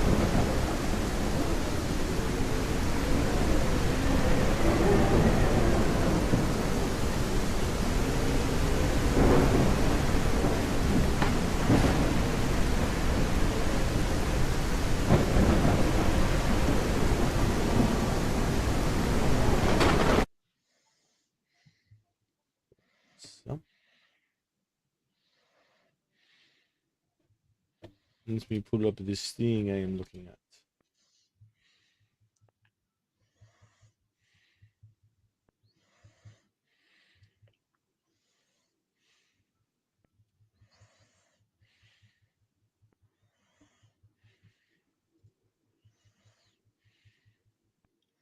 Oh man, yeah, this is like old. This is the old stuff. Old PDFs. Mm-hmm. Or it didn't have like the, oh, go ahead and press this thing right here.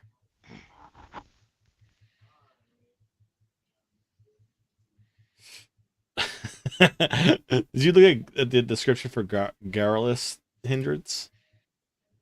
No, I didn't. Your hero is particularly loose with his booty. You're losing your booty. I bet you are. Yeah. So true, King. Yeah. So true. We're children. Yeah. Sometimes spending the equivalent of a year's pay in a single week of drunken debauchery. Cost for carousing is doubled. Wow, I feel called out. I can't say anything. During my college days, I absolutely I would be like scrounging through and people would be like, "Hey man, listen, can you grab another bottle of liquor?" I'm like, "You need to give me $3 for the fucking bus to get back to the campus on Monday." And yes, I'll go get the liquor.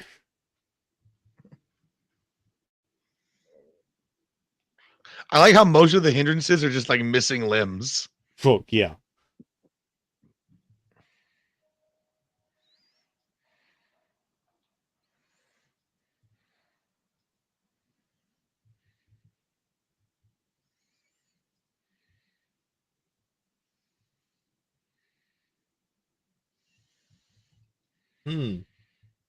I can't think of what you would use it for right now, but Market Torquemada looks like a fun thing you could implement.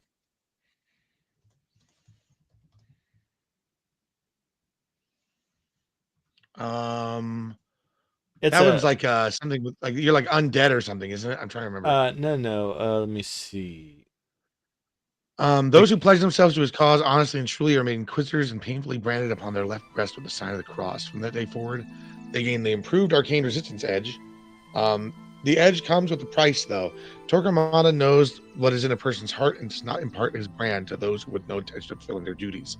The character is expected to bring Torquemada a minimum of one mage every 6 months. Those who fail are not banished, but are sent after more powerful targets to regain the High Inquisitor's trust.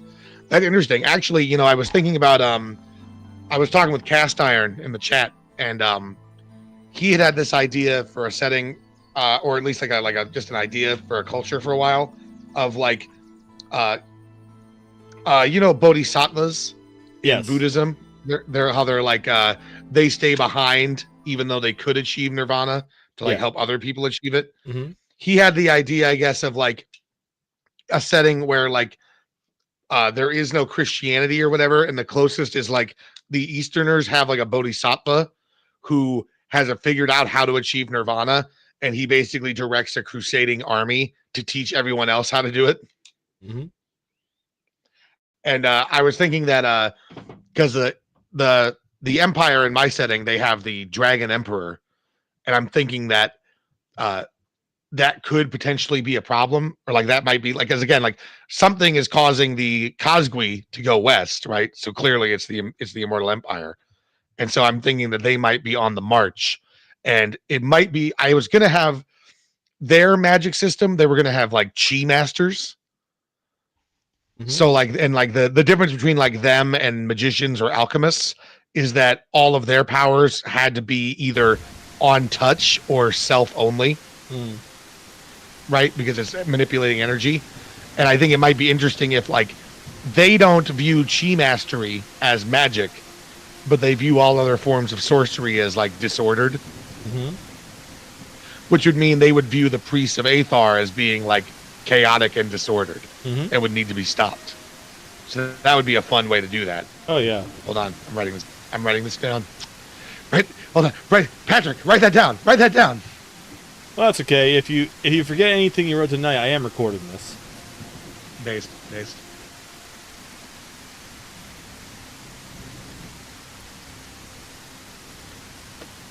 And you don't have to ask recording. It's gonna be it's on Rumble and on the YouTube. Incredible. And I turned you up so you should be able to hear yourself if you were to listen to it.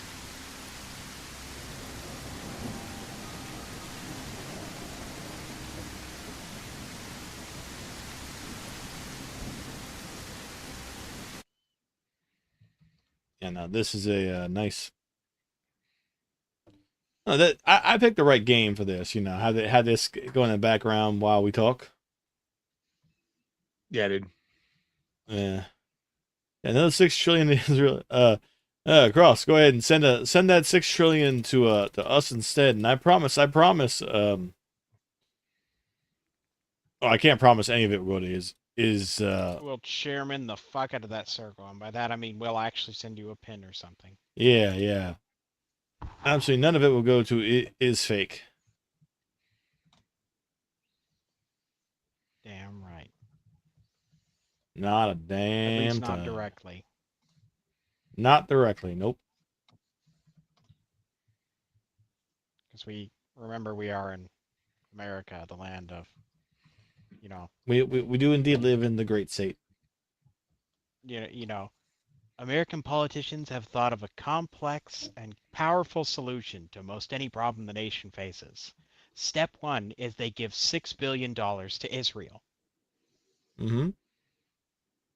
Is it real? No, it is not. It is as real as Anne Frank's diary, which was determined in a court of law. Do not be real because it was written with a pen that didn't exist until like 20 years after it was supposedly written. Yes, and in fact, the author of it won a lawsuit in damages against Anne Frank's father to be paid for his part in the creation of it. $50,000, which was a lot back then.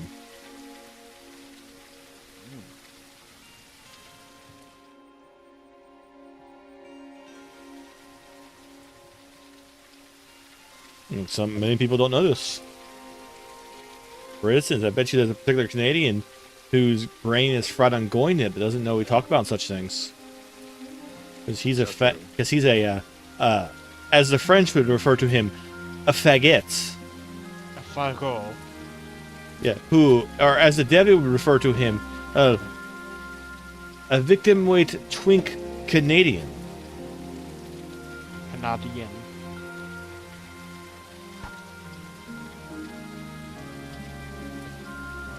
You know, who decided that he hates me and everything I say and stand for because I tell the truth about who he decides to be a pay piggy for. So true. Yeah, but listen. He has a fetish about being enslaved by those he claims to be against. You know, and as they say on Reddit, that's a fetish, and that makes it okay.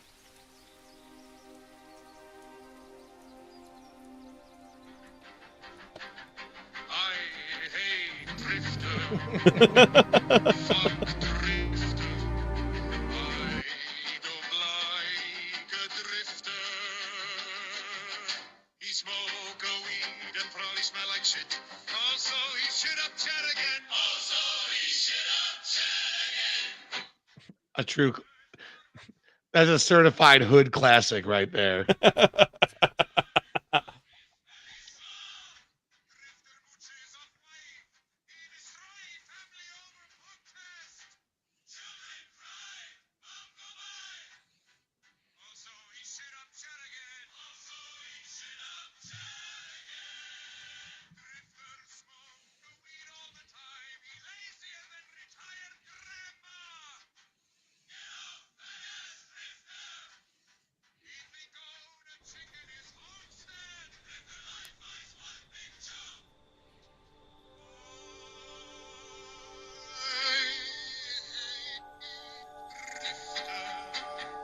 He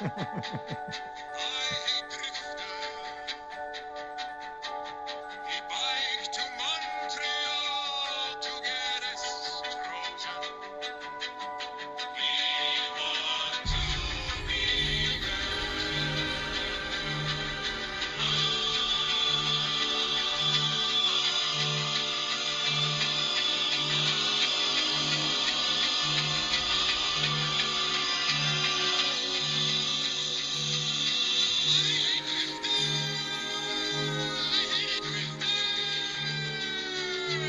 I don't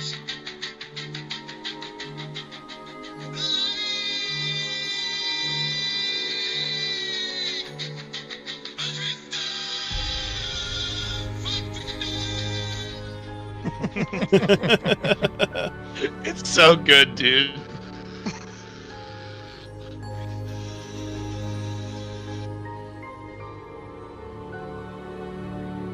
Best part at the end is fucking, he suck, Mike, peace, horn.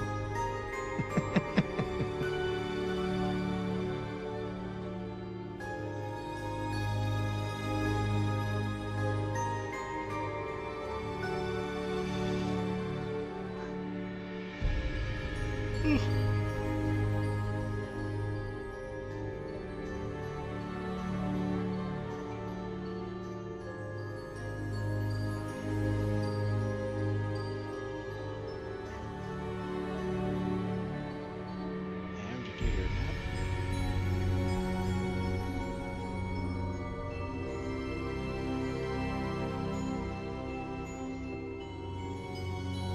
that?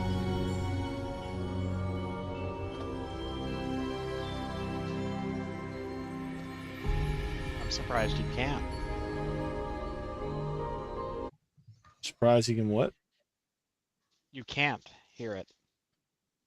Can't hear what? Oh, Nika's howling. Oh, man, I couldn't hear nothing. Oh, I thought I heard something. Yeah. I couldn't hear anything.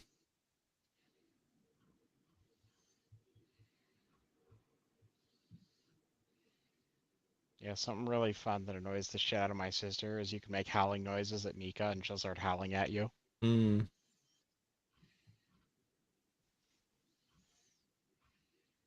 I used to do that with my dogs when I was younger. I used to, really stupid thing that oh, nobody but you guys and I guess Cross is gonna hear is that so when I was younger, one of my favorite movies to watch was Balto. And since I was a total fucking dork kid, I also watched like National Geographic stuff, so I actually got the wolf howl down pretty good. And at one point I could even do a difference between a calling howl and a mourning howl. You know how wolves will gather around like one of theirs own that died and howl over it? I could do the difference. But I would just get the dog together and we would just do like the happy calling howl all the time. And it would piss everybody off because we would be in the house and we would be doing that at night because of course I fucking did. Because I was an asshole kid who did not care that his parents needed to sleep. And then we would hear the neighbors' dogs doing the same thing. Like, I would literally start a howl. And nobody knew what the fuck why.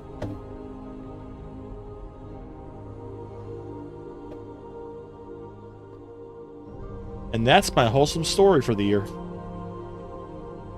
Incredible. Right.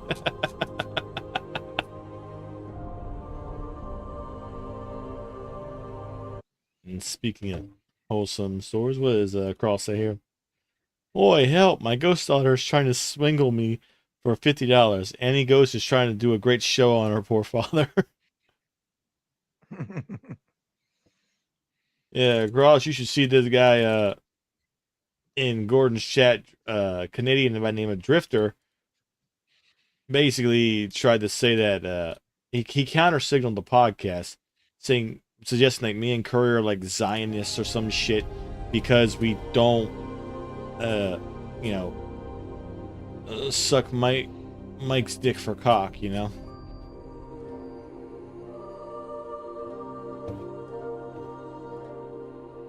And we gave him all the reasons, like everything that went wrong with the NJP and whatnot, from people who were literally there.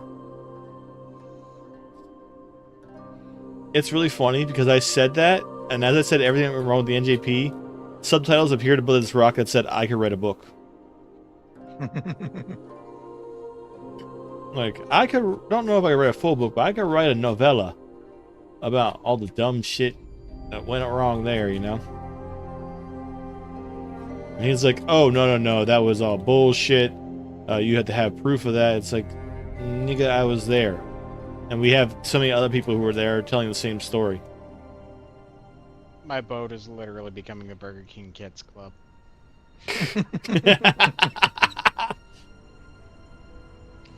Deal with it, nerd.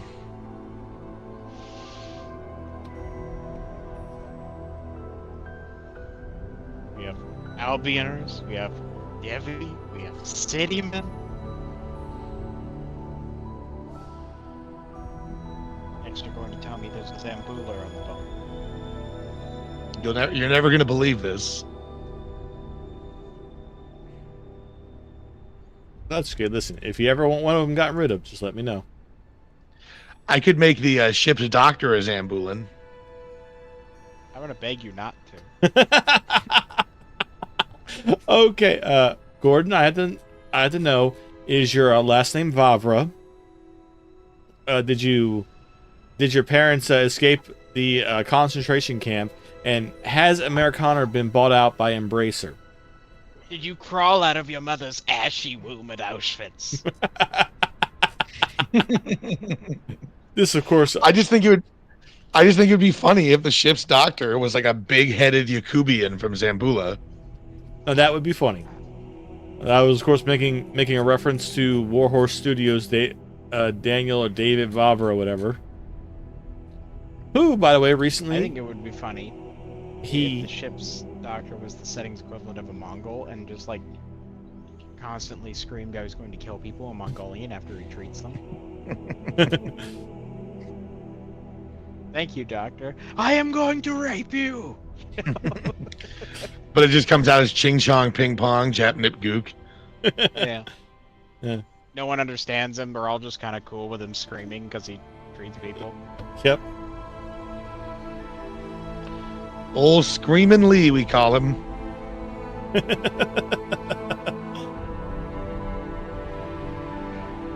No idea what he's saying. We like to think it's positive.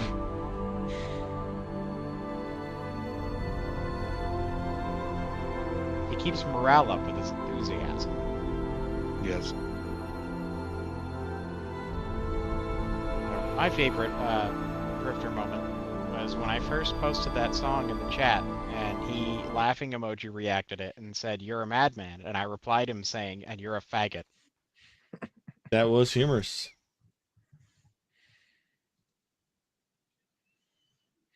And that's true, folks. He gets a faggot. Yes, indeed.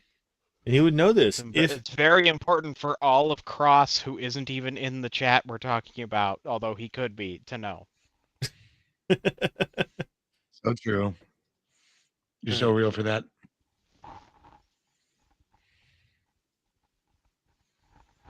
Oh, probably Cross's ass, not relevant. What was wrong with No White Guilt guy?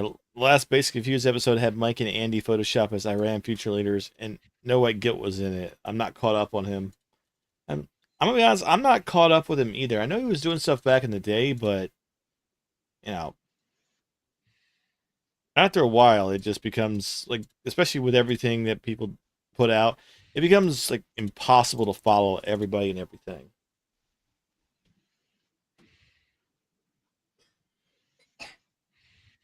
Courier, do you know what's going on with No White Guilt? Nope. I haven't followed anything of him. Like, I mean, I never really watched his stuff. I just remember, like, a few years ago, it came out that he was like using his crystal woo-woo cult to like bang single moms, which is kind of based in and of itself, but otherwise, I have no clue. All right, Apparently, he worked at a prison, I guess. As a nigga who's only been in our thing for like 3 years, I don't know shit about him. Listen, I mean, if he's doing that, you should keep it that way because it's retarded. Well, my pattern seems to be basically that just like I learned about a new nigga. They sound cool. They turn out to be Jewish or gay. Yeah. I am neither Jewish nor gay. I'm just fat and retarded. Mm-hmm. Oh yeah, Gordo, honestly, I'm convinced that you are like the one nigga in our whole thing who is actually just legitimately our guy. Hey I mean, I now. don't know about that. Hey now. I'm There's look plenty as far as thought leaders go. Hey, Courier, Wow, I'm gonna tell you that's right now, both professionally and personally, I have led a lot of thoughts, a lot of places. That's different. No, okay. Let me If you ever call me a thought leader again, I'm gonna strangle you to death. Just so you know.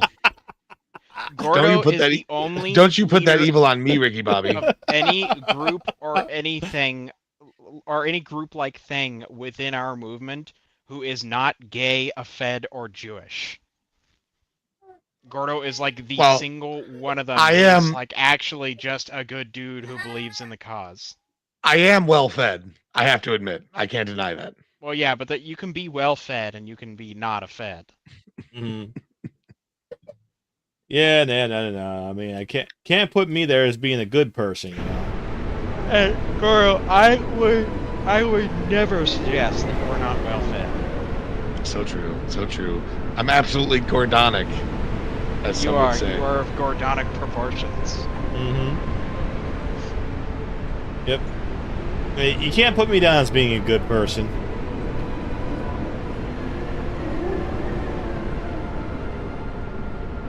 Yeah, no, Gordon, you're the nicest guy in white supremacy. You are the great unifier of. I'm sorry, you're the nicest guy in white nationalism. You're the great unifier Yeah, I was gonna of say white supremacy. Supremacy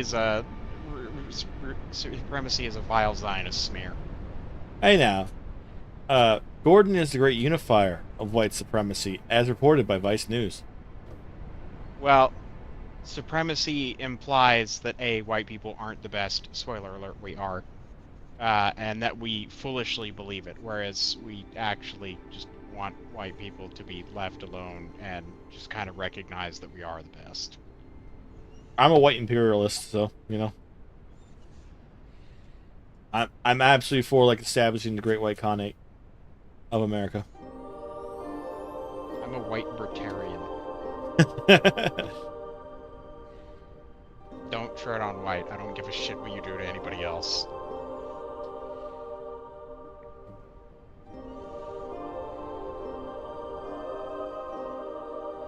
Except the Japanese. The Japanese are honoraries. Leave them alone. I was gonna say no. So actually, the funny thing is I used to consider myself just like straight NS for a long time, and then I had a discussion with a guy in the Dispatch, the Mannerbund podcast, and as we were discussing like ideas of different, difference between like nationalism, socialism, imperialism, and all that. I was like, you know what? Yeah, I honestly am more of an imperialist. You know, I mean, obviously, I'd probably be quite happy living under NS society, but I, in my own personal views and desires, am an imperialist. Now, the American Empire can, the Great Satan can be destroyed. You know, absolutely in agreement that, yeah, listen, it cannot happen until complete and total, like, cut off from the goblins that control, the financial market and everything else. Sirius gets removed. And obviously, so no whites or anything like that. And recent events make us made me wonder if we should view Italians as white. Because that one did get straight up smacked by that nigger for calling somebody a friend.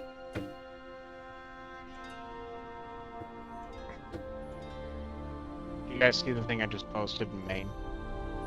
No, hold up. I was enjoying the Stone Simulator. Let me check what you posted in the main.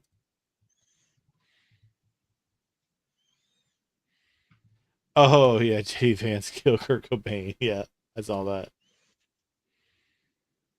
That's pretty funny.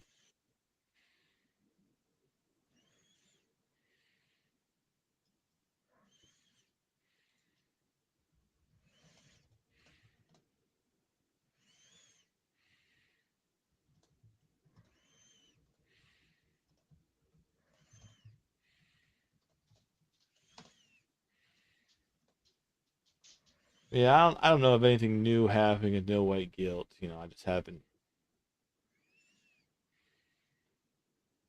I haven't kept up with him like a lot of people, just because a lot of people they've either gone completely crazy or they've gone like super fucking black pilled for no reason.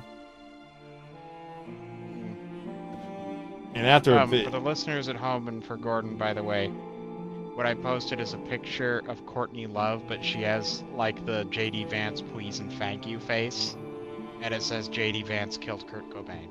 yeah. I said no. So many people have just gone like super black pill for absolutely, like, in my opinion, no real reason. I mean, yeah, things are bad and they're looking bad, and you know, get more of the infinity niggers and stuff going around, but things are accelerating in our direction a lot better than it was decades ago, you know, like before any of us were even born. Well, and my thing with it, right, is like you've got like Marjorie Taylor Greene basically came out and said that there is no political solution earlier today. And I find that interesting because Marjorie Taylor Greene, she's not like the wealthiest person on earth or whatever, right? But, like, she has wealth. Elon Musk has talked about forming a third party. Tucker Carlson is like clearly upset with the direction the Republican Party is going, Yeah. and is desperately trying to like steer a sinking ship.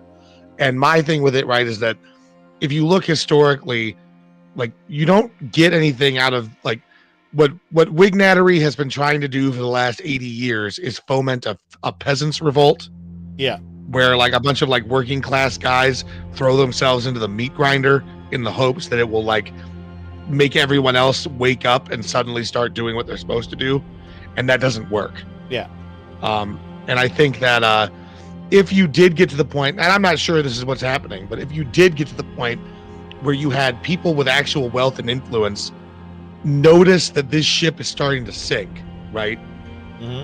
You would have the potential for actual people with actual like finances and backing to potentially start something, which, look, it's not going to be white nationalism or whatever, but it would be something that would be infinitely more tolerable than like whatever the hell it is we have now. Yeah. And people always talk about these people like they're scared. All these people are snakes. These people are going to do that. Well, here's the thing. Who is going to jump off a sinking ship first? Like a good person who like is honorable and loyal or whatever, or like a snake, right? It's going to be a snake. Yeah. A Devi nigga if he thinks he can swim. Yeah, but this is the thing. Like, if the snakes are leaving the ship, that means that they know the ship is bad, right? So like, it doesn't really matter. Like, this is my thing. Like, I think our guys get very obsessed with motive, and like motive doesn't actually matter all that much, in my opinion. What matters is what they're actually doing. Because I mean, this is something where like our guys talk about, you know, libtards say that they're motivated by climate change, right? That they believe that the whole world is going to be like flooded because the ice caps are going to melt. But what do? They move to coastal cities and buy beachfront property. Yep. Exactly. It makes absolutely no sense. Just like, or again, like I've said this on multiple different shows before. You know, like I do indeed care about the environment. I care about pollution, and we should cut it down. But like that big titted retard, Greta Thunberg, I think her name is, was like, hey, I'm going to go to like China and India and had this fucking speech. I won't talk about India or China, where most of this fucking pollution is coming from, like the Holy River Ganges. Like, when I grew up, I obviously was like, you know, I loved like the stories in the Middle East and all the weird religions and whatnot. And that's like, oh yeah, their holy river. Yeah, they have this whole holy river that runs through there. Oh, that's great. That's cool. That's wonderful. You know, they get to bathe in the holy river. Oh, that sounds cool. And then as an adult, I'm like, wait. Or as a teenager, I was like, oh wow, they have bodies in the river, and the turtles there are eating the bodies. Like, that's kind of fucked up, but also kind of metal, you know, because in that goth phase, you know, that some of us never leave. Courier. And then What? That's true. And then Courier is a well-known goth. Yeah. In fact. And then on top of that, though, like as an adult, I'm like, wait. So about those turtles, yeah, they can't live in the river anymore. Like what? The turtles that literally subsist, that would literally swim in the sewage and eat the dead bodies. The river is now so polluted that they can't live in that river anymore. Like, this is supposed to be y'all niggas' holy river. And you have completely fucking polluted it. Like, no. It's fucking insane. But nobody will talk to them about that. Like, oh, we gotta do something about it. Listen, you want to deal with the pollution that's in the ocean? Guess what? Like, 80% of that comes from India and China. Go deal with that. Just do it. Just do it. I would honestly, straight up, like, this bullshit that happened in Iran, that's a Jew war. It's fucking retarded. If you were telling me the United States military decided we're going to care about the environment and we're going to go fuck up the Indians and the Chinese and just basically do like some super violent Captain Planet shit and beat the fuck out of them until they stop polluting, I would be down for that. Well, this is the thing, right? Like, I mean, the neocons or like the more like normie conservative types, Yeah. they will like accuse anybody who opposes this of basically being like brain broken by a rock. Yeah. Right. And like, oh, you're just like against, you know, you're like scared of war. It's like, well, no, like people are rightfully against stupid wars. Yeah. Which is ironically something that Trump said back in 2016. Yeah. And another idea, you're just scared of war. Like, I'm supposed to like war? I'm especially supposed to like a foreign war in a foreign country with shit that doesn't involve me here. Like, listen, like what has been attributed to the Emperor of Japan. We cannot invade America because there'll be a rifleman behind every blade of grass. Like, yeah, listen, somebody comes here, I'm up, I'm fighting, I'm killing niggas, you know, like every other American is. But I got no reason to say, like, why the fuck are people going to go over to another country and die for what? I mean, like, Iraq, they try to tell us it was oil. Oil prices went up when really it was about and who got the oil? Oh, the Genie Energy Company. Who was on that board? Oh, let's see, Dick Cheney, you know, Donald Rumsfeld and them. What happened with Americans? Oil prices did not go down, they went up. So wait, we took the oil, but our prices went up. So that was a fucking lie. Oh, you just wanted the poppy fields so you could flood white people with opiates. I see, that's what it was. Yeah. Yeah, like, you know, listen, if we're really gonna take shit, okay, I get that, but don't give me no bullshit. And don't be like, oh, well, you're against war. Like, yes, you're right, and I'm sorry, sir, what are you're according to that little necklace you got there, you're a Christian, right? I mean, shouldn't you be against the senseless killing? Yeah. I mean, you're not engaging in missionary work or anything like that. You're not going off and like saying these people are literally eating babies and shit like that. You're actually protecting the ones who are eating the babies. But you, yeah, okay, I see where you are, you fucking faggot. But I will say though, actually, interesting enough, so I was looking on stuff the other day, and over in like I think the Baltimore area, there, I think that's where it was.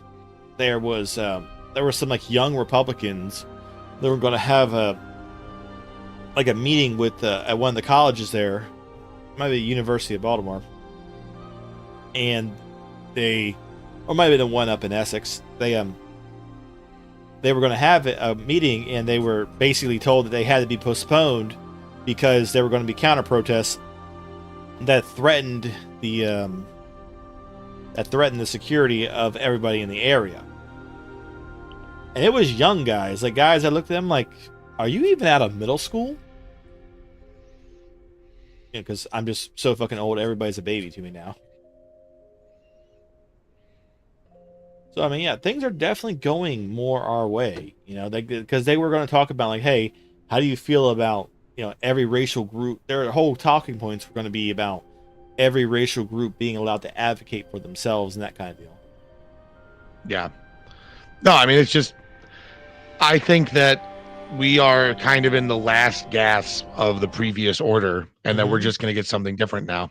And that doesn't mean that it's going to be like, you know, the thing that I find really frustrating when I talk to a lot of like white nationalists or whatever is that like the idea that there could be anything between total Aryan victory and like being a like kike raped goy slave or whatever, like they just like don't accept that like that ground exists. And it doesn't make any sense to me because like clearly it has to, because like, you can't like make progress. Like it's just so bizarre. And like in my look at this is like, well, clearly whatever was being done before is not really working now. I mean, I saw there was like a post and it was from like Rerum Novarum, which is a Telegram channel that's somewhat questionable. But that channel claimed that there were like there are apparently Pam Bondi and Stephen Miller both live on military bases now, which is not normal for US cabinet officials. So like clearly things have changed in like how the elites feel about the country. And you know, there's always that old saying that it's like when you're when by the time you've heard about a good stock to buy, it's already too late, right? Like if the elites in your country are like moving on to military bases or whatever, which again could be bullshit, but if they are, that means that there's something fucking going down because they know they have better access to more information than anyone else does. Mm-hmm. All right, Cross. There's your there's the meme you wanted to see right there.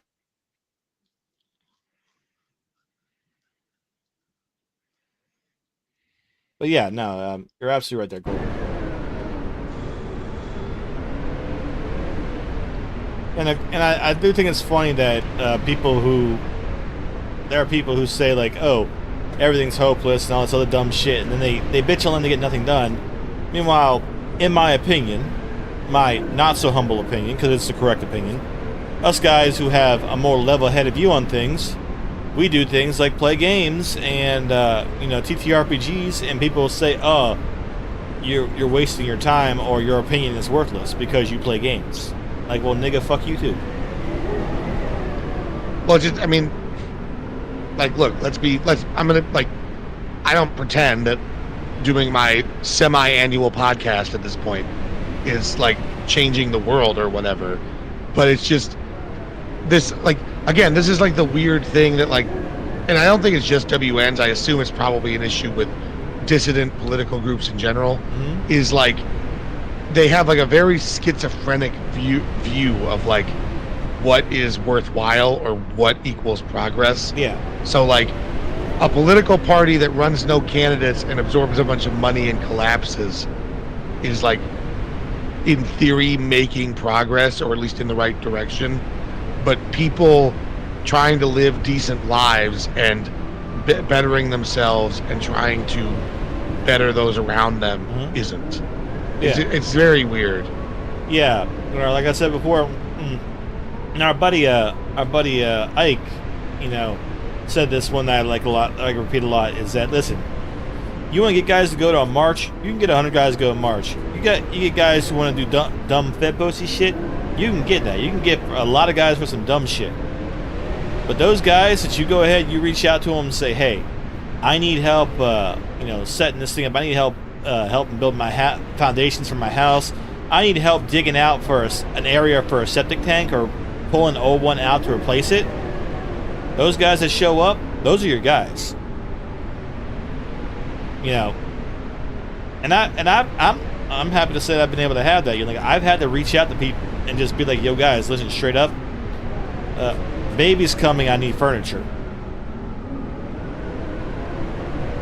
I got furniture. I got a homemade crib that when the baby is born, when he's born, obviously, when he gets older, I can take the front off and it transfers straight into a toddler bed.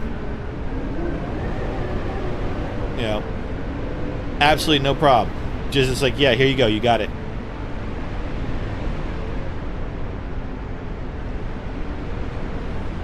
I got guys who are like, yeah, you need help with this, I got you.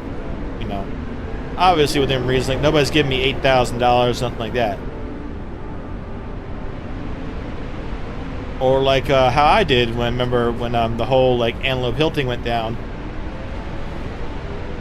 I went and that one guy, I went to go ahead and hold a whole like gathering at his place to show him support. You know, people showed up for that. Not that certain Canadians will listen. Well, they're not people anyway. Yeah. I That's leave for a couple minutes to help out with a dog situation, and I come back and you niggas are on the gaming podcast stream thing, whatever the fuck it is, talking about septic tanks. Yes. Listen, just because, listen, Ruckus and I, you know, we are gentlemen of kingly proportion, and sometimes we be shitting. Horrible, can't relate. Yeah, I know. You are a boy who poops. Ruckus and I are men who shit. No, you need to respect actually, remember, Drifter doxed me in the chat earlier. I am several human brain cells that formed rudimentary eyes in a jar. Wow. That is true. And across it say, let's see, imperialists can gain land or own others to make materials and money-free country. Tucker Carl said Peter Brimon. Eventually, Republicans will do white flight as well once they grift enough money from the supporters. Oh yeah, 2 decades ago. Don't worry, guys. If we fight them over here, they won't come here. I'm like, no, they came here. Yeah. Yeah. They fucking came here and they got imported and they got all sorts of benefits and shit. Meanwhile, I'm being told like now, like, hey, listen, we need to do a whole bunch of extra shit to get the bare minimum of benefits, despite you having like 7 kids.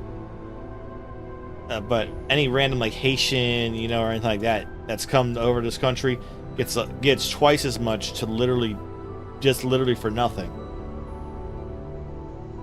Even though I have them like, listen, buddies, listen, that job I'm going to be working, it starts up soon. I have a start date. Y'all just need to chill. Like, no, you need to still do this stuff that we've asked for now. Like, yeah, fuck. But more importantly, you know, I am enjoying the setting that you're building here, Gordon. It does indeed sound like fun. And it's, oh yeah, I think it's gonna be a real blast. Yeah, and it's in depth enough right now that it's like a half a Divinity game at this point.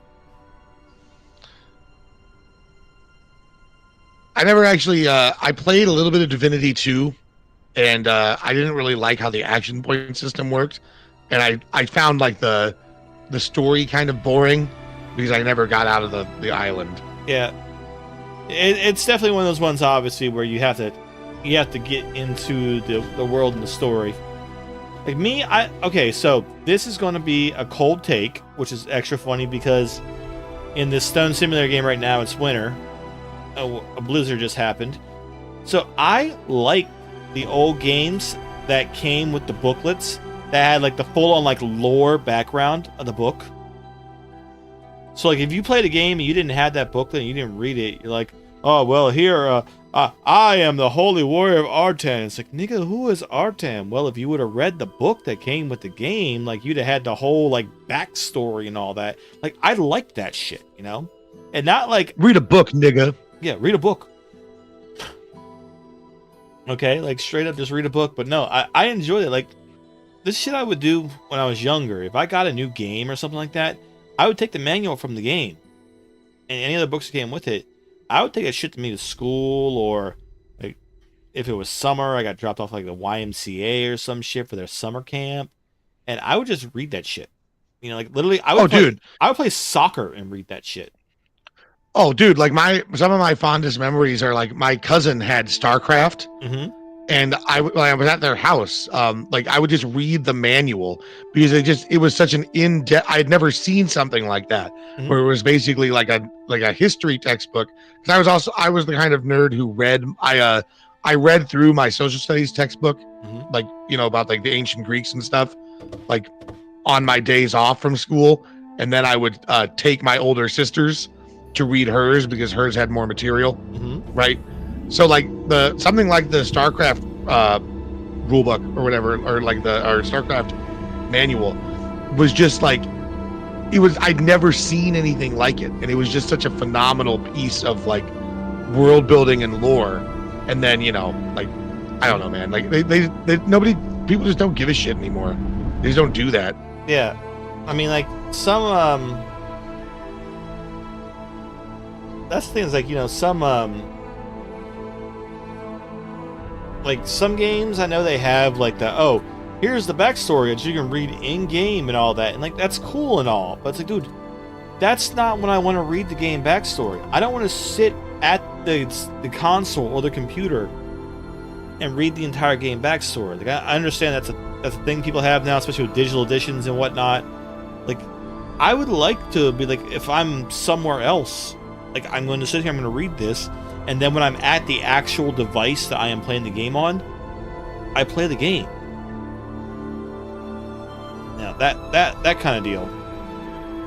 Yeah, dude. I miss that shit. That's cool fucking shit right there. Like, no, give me that. Like, if I pre-order a game or something, send me that shit so I can just read it. Like, oh, what's this? What's this? Like, give me all that lore shit. Give me it all down. Don't like be like, oh, here you go. You talk to this one person, and there's this thing, and then click this button, and it pops up a whole entire list of stuff in case you want to read it, and all. Like in Kingdom Come Deliverance, and a little bit more in Deliverance 2, I guess. I get that because it's referring to the historical stuff that it's based off of. But like for fantasy shit, like, dude, no. I don't want to have to sit there and have like 18 paragraphs of what is this going on and all that. Now granted, like some things I understand that can't happen. Like for instance, Warhammer 40k Rogue Trader. That is way too fucking much to be able to pull off like that for every single little thing. But a lot of the basic stuff, especially for the background of the game you're playing in, they definitely could have had that. Like, if that was a game that I went to the store and purchased on, like, say, PC or whatever, or even, it's on consoles, it should have come with a nice, decently thick, maybe an inch or two thick, just below average thickness book. Go ahead and it's just lore, just to read. Like, that'd have been great. Just had that right in there. There you go, boom. You have your disc, you have your book right there. That's what you need. And I remember the days back when. Now, I will say it is a good thing that tutorials exist to teach you the controls nowadays, especially because back when Blockbuster, Hollywood Video, all that stuff. If you got the game and you didn't have the booklet to go with it, you may not know the controls, and you didn't have the internet back then to just go on and look shit up. So if you didn't have that shit, you were mashing buttons and hoping you figured shit out. Yeah, you fucking Zoomer listening to this. Go fuck yourself. If you couldn't, like, brain it out and just Gordon Freeman your way out of situations, you were fucked. Yeah. I remember one time, there's one game, I forget what it was now. I wanted to play it, but the problem was that it was a PlayStation game, PlayStation 2. I didn't have a memory card. And so, if you get to the point in the game where it would want to save, it wants to set up the autosave. But if you didn't have the autosave, if you didn't have a memory card plugged in, you literally could not progress past that point. It just kept asking, how do you want to save? Do you want to save? Do you want to save? And there was no option to, no, I don't want to save. It demanded a save. Which was weird at the time. It was like, what if I don't have a memory card because that shit costs? Like, oh yeah, you Zoomers who, you don't know what memory cards are. Like, y'all don't know about the little, like, basically, like, the little, like, the big, thick progenitors of the USB stick that you had to stick into there to be able to read your saved game. Y'all niggas do not know. Dude, they have blocks. Like it's not like, oh, this game takes this many megs or whatever. It's like, it takes this many blocks of space on your memory card. Yeah, spoiler alerts, blocks were just like allotments of 4 kilobytes. See, we didn't know that though. We just knew it was blocks. We got ones like there was like a Stone Cold Steve Austin one, you know, and shit like that you stuck in there. And then the real fun ones. I really like the VMU from Dreamcast. You know. Oh yeah, no, that thing was sick. Yeah, especially because like my favorite thing with it was Sonic Adventure 2, especially the Chow Garden, where you would pick the Chow up. Oh, And, yeah. yeah, you would just put it in there, and then basically you had like a Tamagotchi thing to be able to be like, okay, I'm gonna take care of this thing, and then it's gonna show up again in the game. Oh, that nigga just went. Yeah. The Chow Garden was unironically the best part of that whole game. Yep. You know, I know that's a hot take that definitely no one has ever said before, but I feel like it has to be Speaking- said. I enjoyed it. speaking of Gordon Freemaning your way out of situations, you know, Yes, Half-Life was a great game. Mm-hmm. that's true. That's true. I'll say You're so real for that career. So And I'll say, if you disagree, I suggest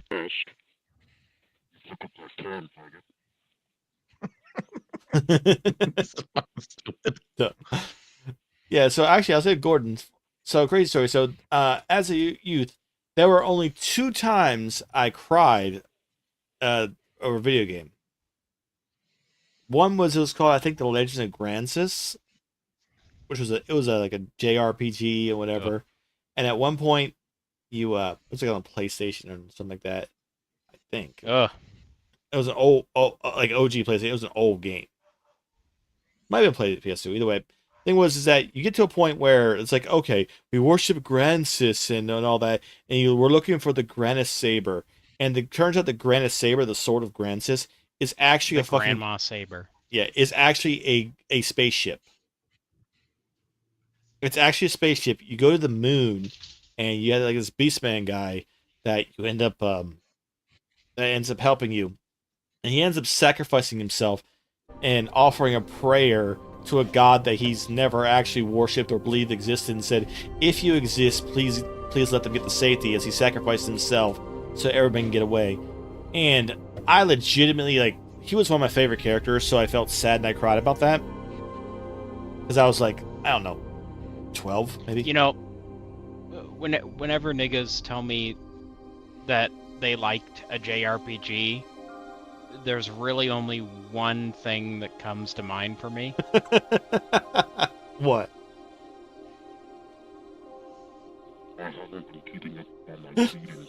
Fuck you, nigger.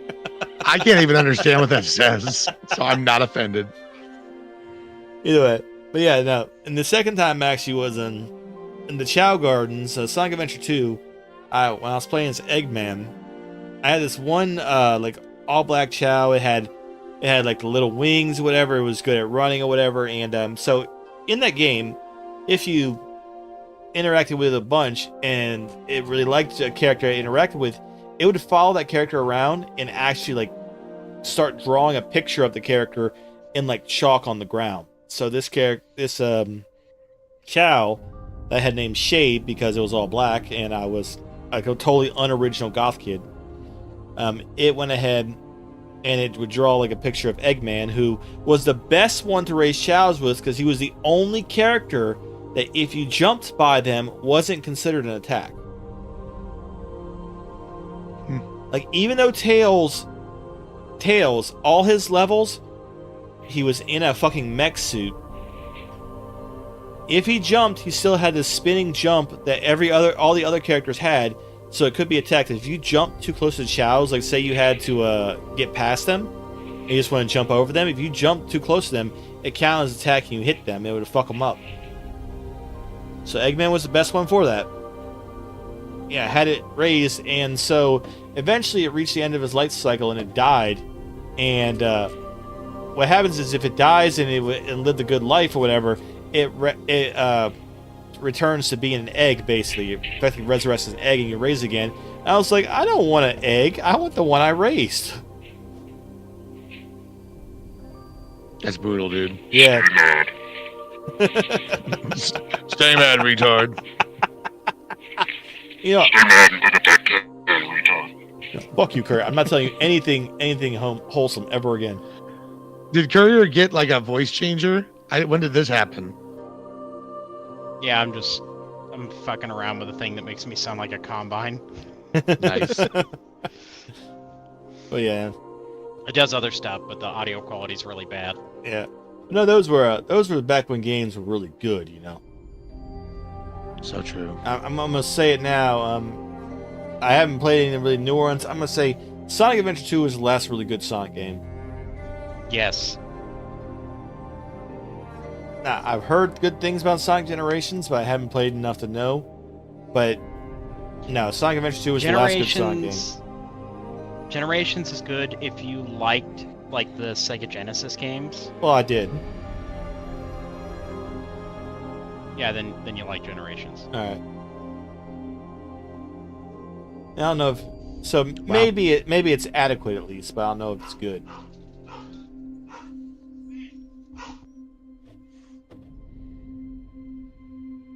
Yeah, but yeah, no. Adventure 2 is definitely the last like really good one. Shadow the Hedgehog was adequate. Should I just do the rest of the stream like this? Yeah, no, do the rest of the stream like that so like literally nobody will fucking understand you. Yeah, it's very difficult to understand what the fuck you're saying, to be honest, man.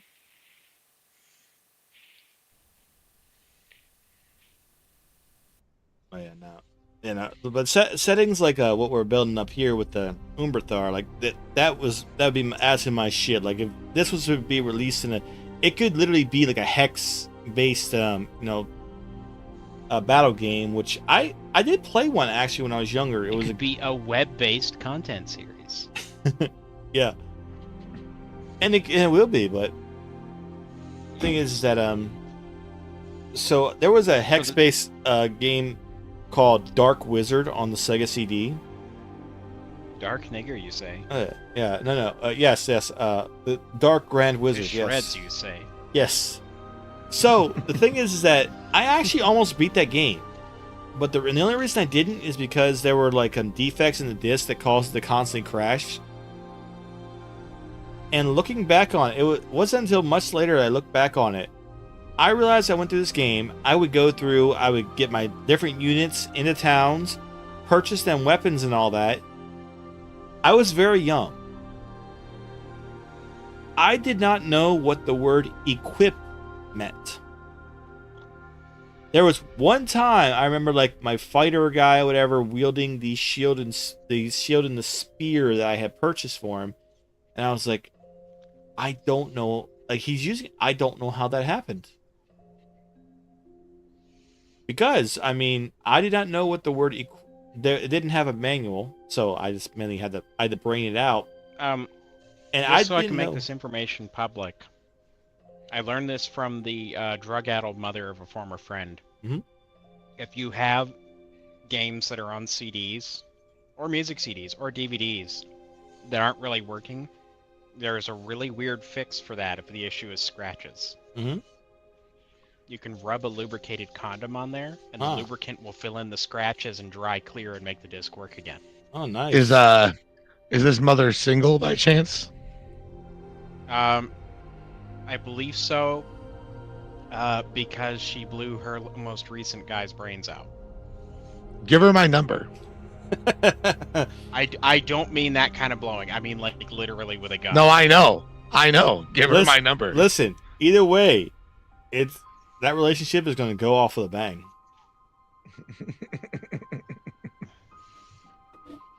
Maybe 2 or 3. Gordon plays his cards right. Yeah, no, so true. No, but it's crazy for me now to think about that, because obviously as an old boomer now, you know, my brain has no elasticity and I am basically retarded and can't learn shit. But like literally, then back then, like I literally just brained it out and figured out how to play this fucking strategy game. Figured out like, okay, there are these different weaknesses between like, okay, fire kills water, and that kind of, and vice versa, that kind of deal. And even how to do the I read, so I understood there was parts where you could go to get a magic user to go to the different shrines of different elemental spirits and get basically like the ultimate elemental magic move of summon the element. And it was literally just this magic user goes to this elemental spirit and has to cast spells of that element at the spirit. And I don't remember if it was you have to basically keep casting that spell and survive a certain amount of time, or if you had to do a certain amount of damage worth to the elemental spirit using spells of its elements. I think it was just survive a certain number of rounds while still casting spells like that. And then you get that spell. I mean, I did all that. The only reason I didn't finish the game was because I didn't get the fire one, and there was dialogue suggesting that the next demon that you had to go kill, you couldn't beat him without the fire spirit. But every time I went into the town where you had to get the stuff to be able to find the fire spirit, the game just kept crashing. Like, there was definitely a scratch or something on it, which was unfortunate. But it was one of those things where the way I got that was like my father would go to like auctions and yard sales and such, and he literally just got a book, like a Sega Genesis, Sega CD, basically the whole thing together, and a whole fuck ton of games for really damn cheap. Those were the good old days. Y'all Zoomers, you don't even know. My one local buddy, when we were like 10, he got a PS1 and like 1,000 games for like $50 because the PS1 was chipped and all the games were pirated. Ah. Wow, buck and based. Yeah, not bad. I mean, I'm gonna be honest with you. The only reason I ever got into like anything other than Sega at the time was just because my younger brother, he won like a drawing at school. You know, like those school drawing. One random student in the entire school will win something. He won. He it wasn't even the top prize, but he won a PlayStation. Yeah, all those drawings in my fucking elementary school were rigged, and it was always the same 3 rich, popular kids that won. Yeah. And we got really lucky with that. But yeah, no, and because otherwise, no, we couldn't afford a PlayStation. And no, we were broke. We's broke niggas, you know. We's broke niggas in this hood. Yeah, I had bit of an advantage because without getting into the details, suffice to say the government sent my family checks for like my well-being until I was 18. Right. And because like the bills and shit were already paid, my mom pretty much just used those to buy me video games growing up. Nice. Alright, so Crow said, Dr. Eggman was once a normal human scientist who accidentally turned Eggman because of a brown-skinned Sonic dropping a rotten egg in some kind of hybrid machine. Is that a Sonichu reference? I feel like that's a Sonichu reference. If it is, I don't know it. Of course, I don't know any Sonichu references, because I'm not a degenerate.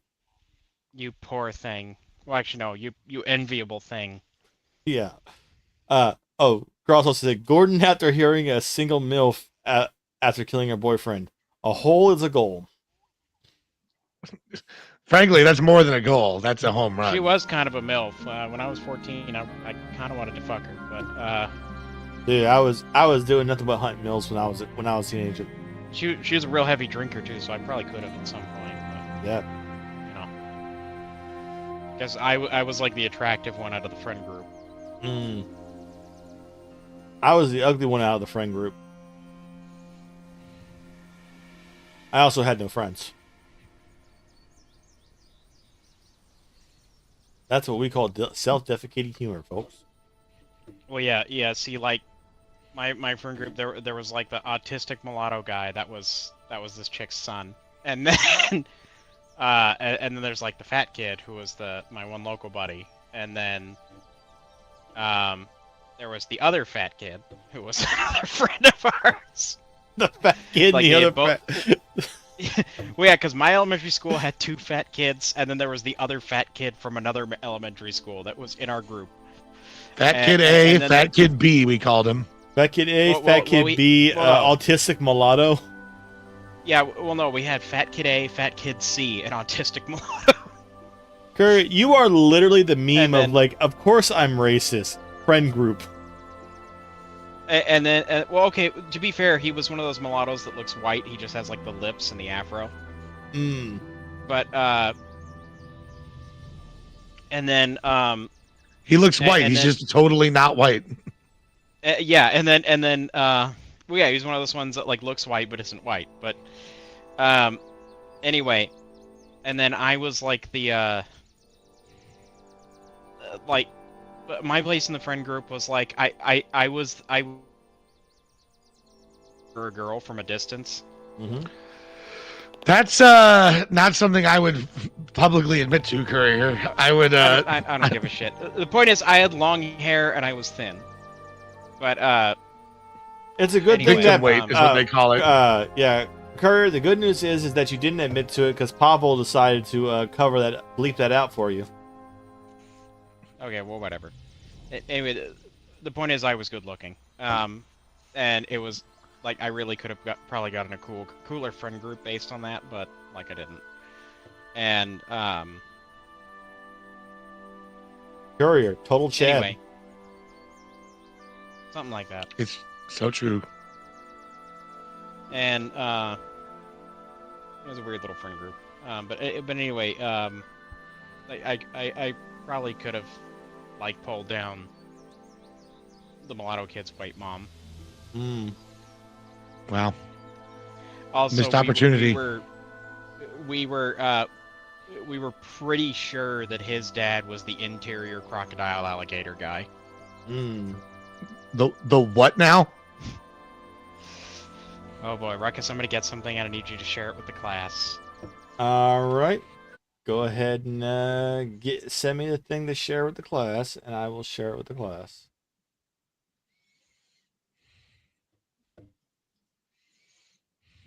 Oh, the Sonic thing, apparently it's in a Sonic comic.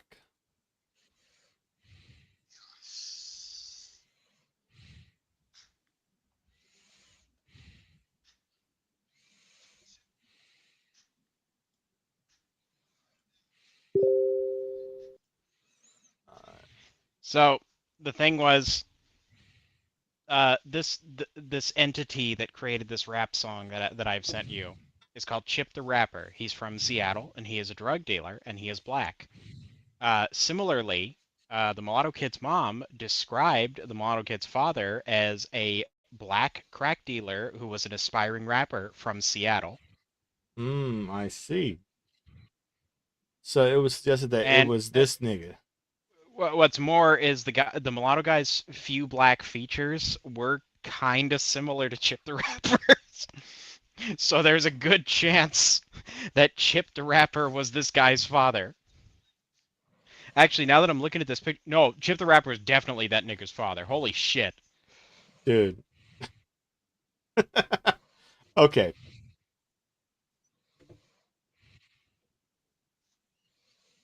Alright, so you're saying that it was definitely this nigga was his father. Yeah. And this guy is the source of famous internet meme, interior crocodile alligator. I drive a Chevrolet movie theater. Mm. Oh, I've heard you mention this before. Yeah. Okay. Yeah.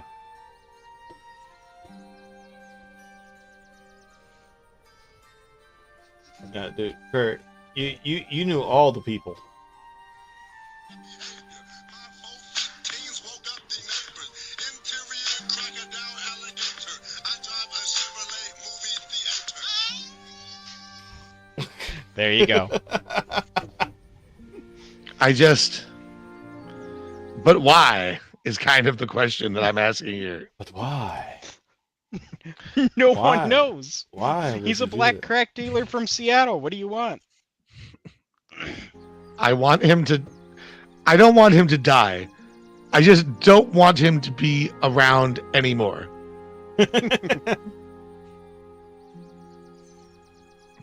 Dude. I believe this is also the same lyrical wordsmith who originated the line, "If you fuck with my money, I'm in you, no homo."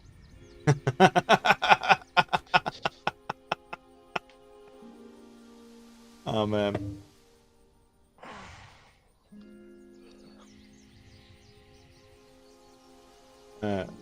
Oh, Gordon. No, I'm gonna do. Hey, Gordon. Where are you working on right now? I am making a landing page for the Umbrathar game. Nice. All right. Just for I'll share my screen. I'll share my screen with you guys so you can see. All right. Ooh, that looks neat. That looks cool.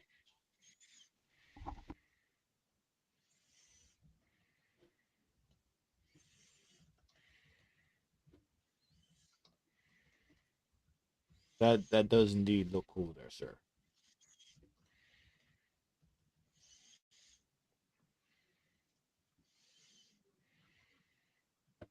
And I'm gonna say, let me see what we got here. Yep. Because Cross at least listened to us, and dude, man, like I don't think people realize how much work goes into world building and such like that.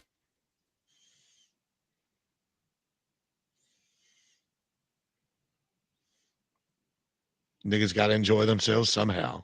Know what I'm Yep. saying? Mm-hmm.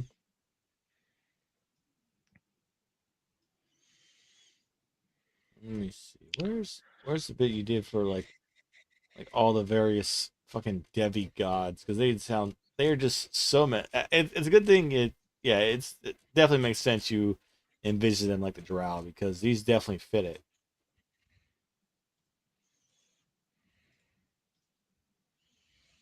Where are the Devi gods?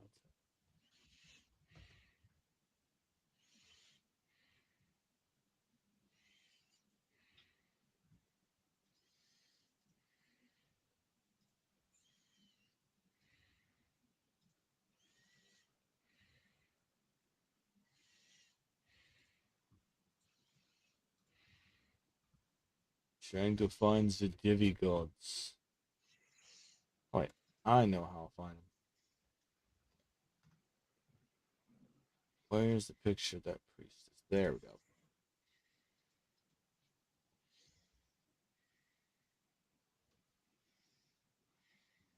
So you've got the Demon Kings of Devi, Tezgama the Flesh Weaver, the main's creation through bondage, illusion, prideful dominion, a four-faced colossus with obsidian mirrors for eyes. He weaves new life from the souls of sacrifice, but only to bind them in eternal servitude.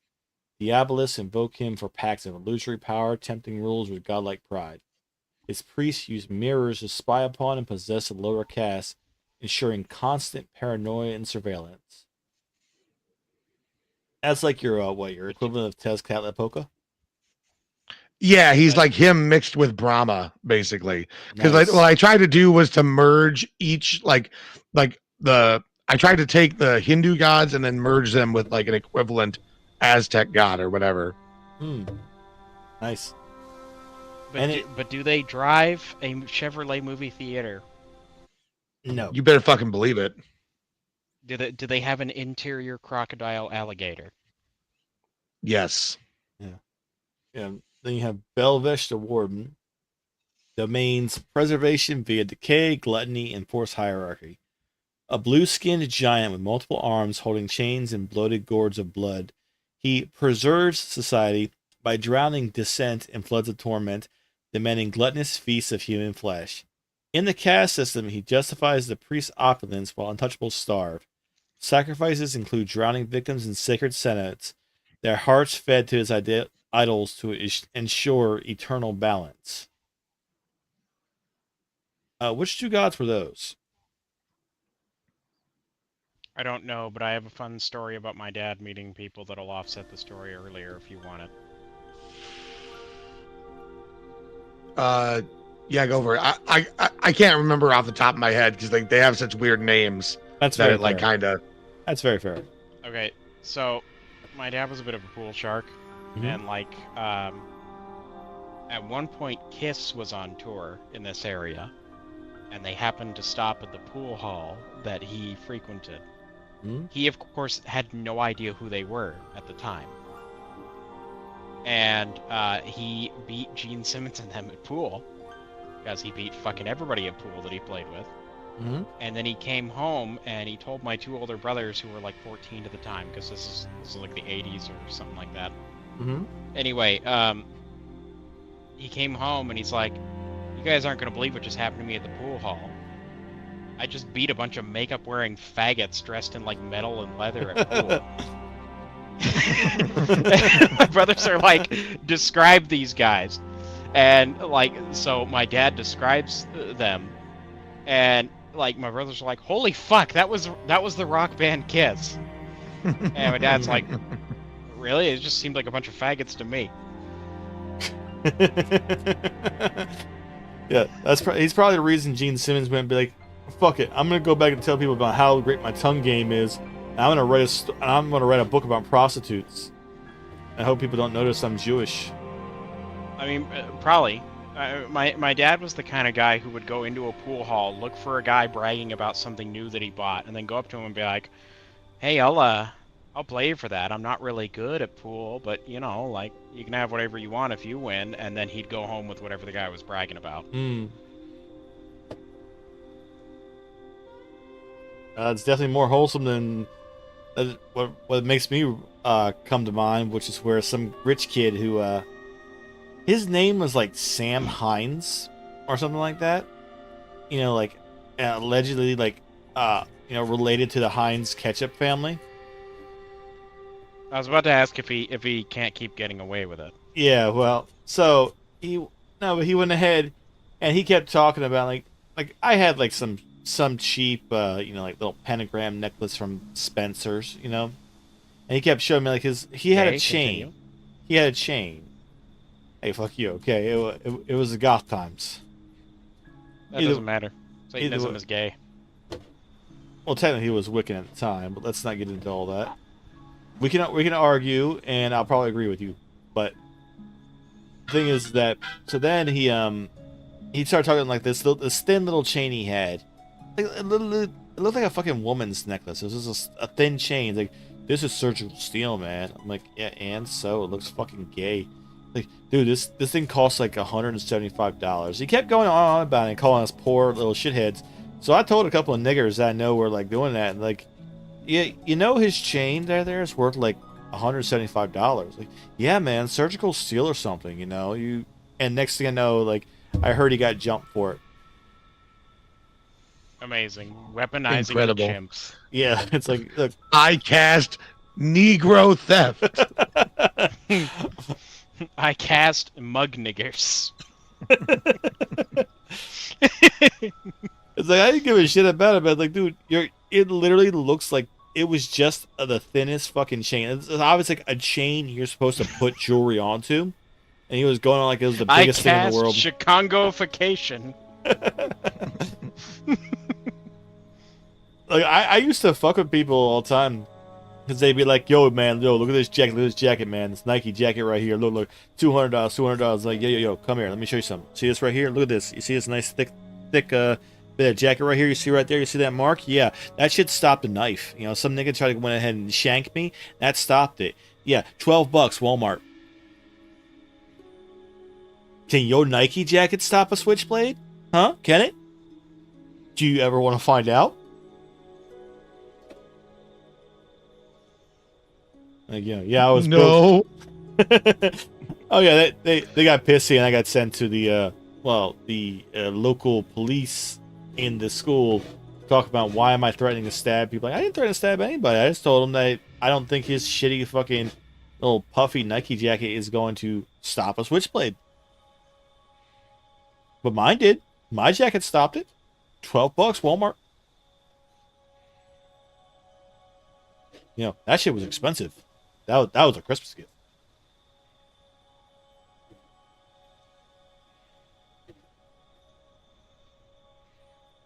Yeah, let's look at these other gods you got here, Gordon. Let's see. Shotek the Destroyer. Domains destruction and renewal through agony, lust, and violent ecstasy. A dancing figure with a necklace of skulls and serpents, wearing the flayed skin of victims. He embodies destructive lust, where renewal comes only from mass sacrifice. Temples host orgiastic rituals ending in flayings, with Diabolus channeling his fury to crush rebellions, leaving untouchables as skinless thralls bound to eternal pain. That reminds me, I remember I did do that picture of that priestess of Shotek that I was sharing around. That's true. Yes, with the huge tits. Not really that huge, to be honest, but yeah, probably D cups.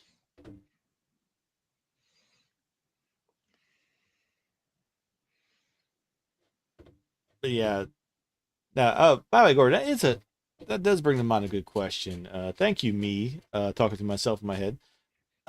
So we've got, there is no equality of the sexes or anything remotely like that in the setting. Is that like universal across all the cultures, or do different cultures view women in different ways? I mean, I haven't really like thought through it all the way. I would assume yes. I mean, like for example, if you look at historical Europe, right, like women owning property varied depending on like which kingdom you were in. You know what I mean? Like it again, like for me, it's not so much that like I'm not doing it out of like a He-Man woman haters type thing, but it's just that I am. Realistically, you're not going to have like there's probably not going to be very many female adventurers in a setting like this because bad things would happen to them realistically. Let's be real, Gordo. You did it so Matt wouldn't play a woman again. No, I mean like that had always been part of the setting though. Like when like I had originally like because I considered whether or not that was going to be part of it, and I decided that it made sense to me. Yeah. Well, I was thinking particularly in this case. So the reason I popped up is like so I made the image of that priestess of Shotek. But would there actually be priestesses of any of the demigods, or are the priests like exclusively male? I think there probably would be priestesses. I actually don't know enough about because I mean, I'm not like just stealing from real world stuff, but I am trying to use it for inspiration because it makes things feel more realistic to me. Yeah. I don't know enough about Hindu religion. Gordo I wants believe that his fake Indians to be so real you can almost smell them. Well, that's the thing is, so I don't know. I'm not 100% familiar with like the ancient Hindu practices, but I don't remember there being too much in the way of female like priests or anything like that in the Hindi or the Aztec religions. But yeah, I think Brahmin are exclusively male. Yeah, but I mean, this obviously is a fantasy setting, and with the idea, especially of them being like Diabolus and all that, there definitely could be a role for women to play as priests, and obviously the ones who are priests of any of these gods are extra, like they are the she blew out her husband's brains last time I heard of her. Give her my number. So true, King. Yeah, It wasn't even her husband. He was just like her boyfriend. Husband, boyfriend. Listen, at that point, it doesn't matter. Okay, she blew out her last man's brains. Give her my number. I got lots of brains. Yeah. She's the kind of woman that like routinely drinks and abuses drugs, and then has like a psychotic episode and blows out somebody's brains. Now imagine you say that like it's a bad thing. Now imagine that, but it's actually sanctioned and encouraged by the state because demons. So India. So Devi, yeah. Same thing. Well, one of my character goals is literally to break the spirits of not all non-Loranians. So I feel like breaking their bodies will also break their spirits. Wait, break the spirits all non-what? Non-Loranians. Oh yes, yeah, so that's your religious sect there. No, Lorania is It's the equivalent of Europe in Gordo's setting. Ah. Yeah, because at least in the for the Aetherites, which is the like religion of the West, basically. Mm-hmm. It's Umbrathar Christianity. Yeah. I mean, it's kind of like a weird mixture of like Christianity, Gnosticism, Islam, and like a little bit of Zoroastrianism, but it's like according to their religious texts, uh, when the first man and the first woman were created, they had 3 sons, and their names were Lovar, Rovar, and Eovar. And Lovar went north, and Eovar went east, and Rovar went south. And they each married a different kind of spirit. Lovar married a giant.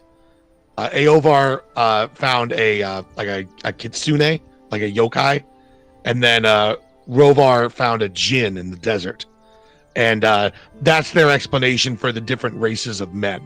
Like basically, like and it's also their explanation for why men are capable of magic.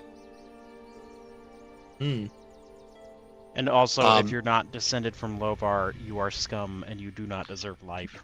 Well, and so basically, what ended up happening is the continents were named after their patriarch, basically. I got the idea. I took the idea from if you like in traditional Christian thought, Noah had I think 3 sons, and it was Shem, Japheth, and Ham. And the funny thing is, if you look at the kind of old school racial categories of Caucasoid, Mongoloid, and Negroid, they basically map almost exactly to that. Although there is some issue, because I guess the assertion basically is that Europeans and like North Asians would be Japheth, and then Middle Easterners and like Near Easterners, I guess, would be Shem, and then people from Africa and Australia would be the sons of Ham. Right? There's no Is kind of the people from idea. Africa. Yeah. But so in my setting, I took that same idea, and so each continent is named after the patriarch that founded it, basically.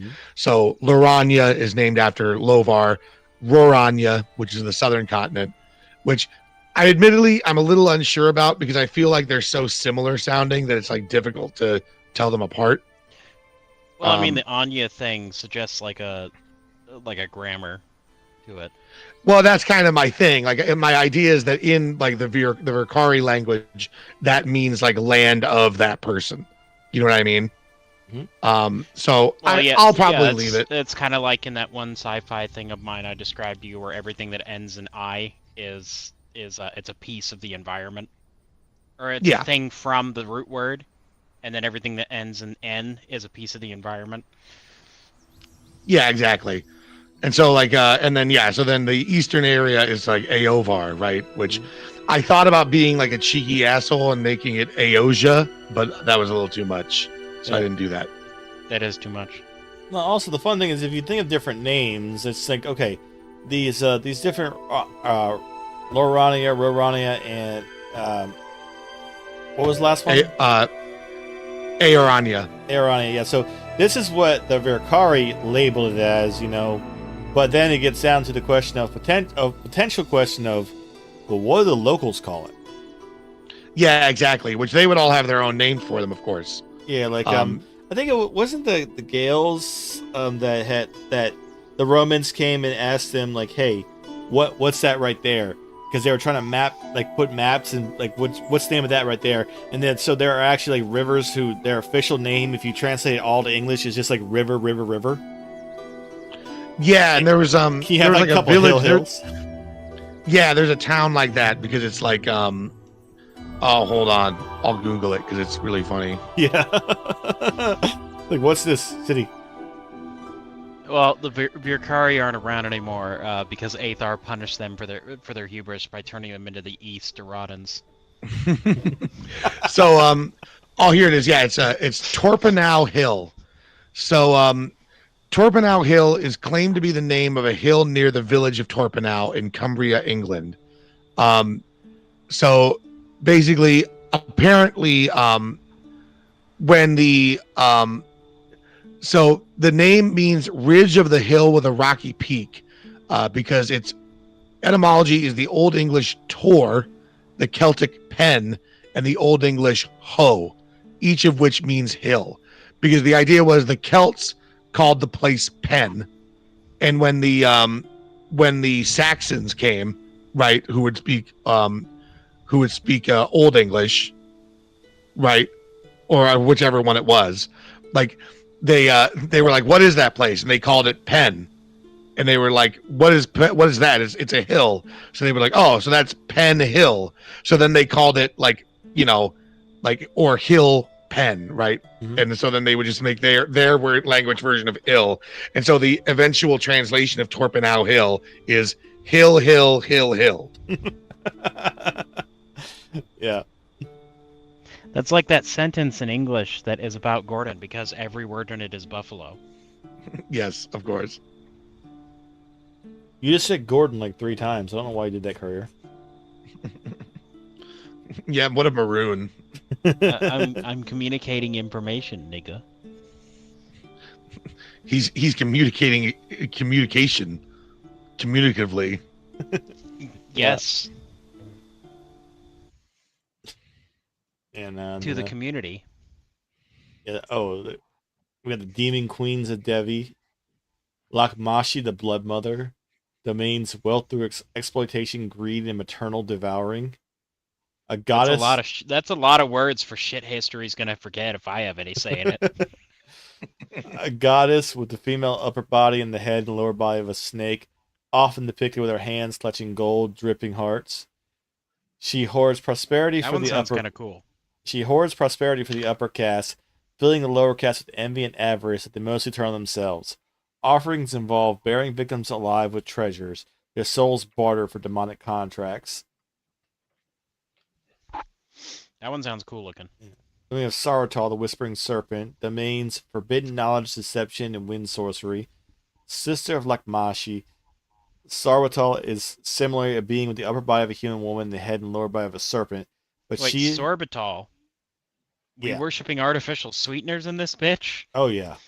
But she is depicted with a lute strung with human intestines, wearing a feathered headdress. She grants enlightenment through demonic whispers, encouraging sloth and apathy among the lower caste. Diabolists use her winds to spread plagues and extract knowledge from tortured scholars and craftsmen. Durogchit the Skull Reaper. So it's literally the god of being a lazy, thieving faggot. Yeah. Durogchit the Skull Reaper domains war and death, envy, and gluttony. It's Drifter's god. Yeah. A multi-armed warrior with a tongue of flame standing on a pile of screaming skulls. She hates the living, demanding torturous sacrifices where the victim's bones are extracted and crushed, the powder used to paint her priests. In battle, her priests are often the first into the fray, driving hordes of demonic war beasts and blood-addled warriors. Fleets again, the painted berserker. Domains are rebellion, wrath, and the sun. A giantess with the head of an elephant, her helmet in the shape of a hummingbird, its beak dripping with blood. She wields an axe with the head the shape of a burning sun. She shatters orders and pacts, reveling in chaos and fomenting the lower classes against their betters to ensure endless strife and slaughter. Her worship is illegal in the Empire, and her priests are those of the peasant class willing and able to tear the hearts from priests. That's an interesting one there. Yeah, well, because I needed some way, right? Because I was thinking about it, and if this entire society was hell bent on, like, because every other priesthood class is like sacrificing the untouchables in some way, Mhm. and I needed there to be some method that would allow the bottom rung to basically like get some kind of vengeance and possibly have some kind of maneuverability. Mhm. Because like because like if this seems like unrealistic or whatever, like that's kind of the point. Yes. The demon gods that these monsters that these guys worship literally do No, you this had to it them on right the purpose. first time. The demon gods these monsters worship. Yeah, like they literally do this to them on purpose. Mhm. They have designed like this society is not natural. It was Mhm. designed by the things they worship to be as fucked up as humanly possible. And the demon gods intervene solely to ensure that the suffering continues because they feed on it. And it's actually interesting. So again, like you mentioned with the drow before, so the Spider Queen, Lol, is Which was my direct Lol. inspiration, to be honest. yeah. So she Lol. is, I mean, absolutely fucking nuts, and actively seeks to like she demands. It's like, oh, well, Lol demands of us to be stronger and better and wiser and more cunning. It's like, yeah, but she also literally will just choose to actively fuck with you to try and destroy everything just because Lol. it's what she wants to do. Yeah.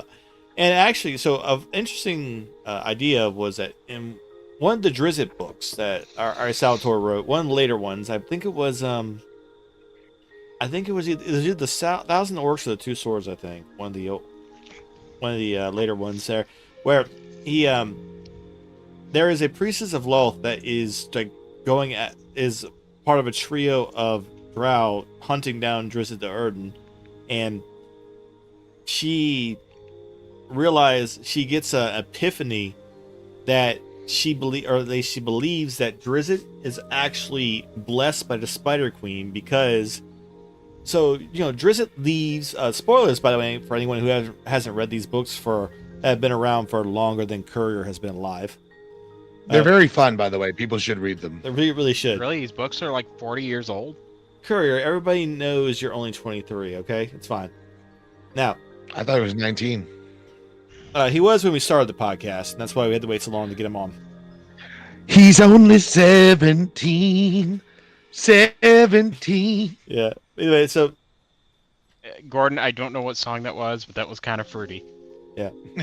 so anyway, That's the point. thing is that so Drizzt ends up he's born in Menza Baranzan, and he's trained to be a warrior by his father Zach Nafane.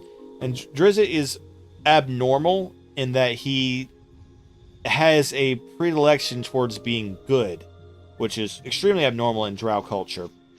And this predilection is partly driven by his father, because his father Zach Nafane is he actively, I mean, the drow society is matriarchal, and so Zach Nafane is very, very happy when drow houses go to fight.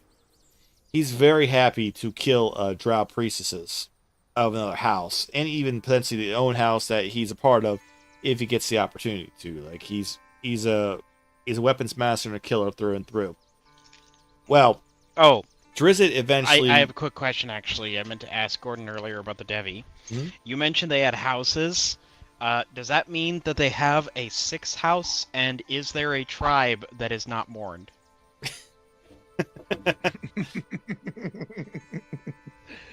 Perhaps. Anyway, Hmm. back to what I was saying there. So Drizzt eventually he goes on his first raid, and he pretends to kill an elf girl he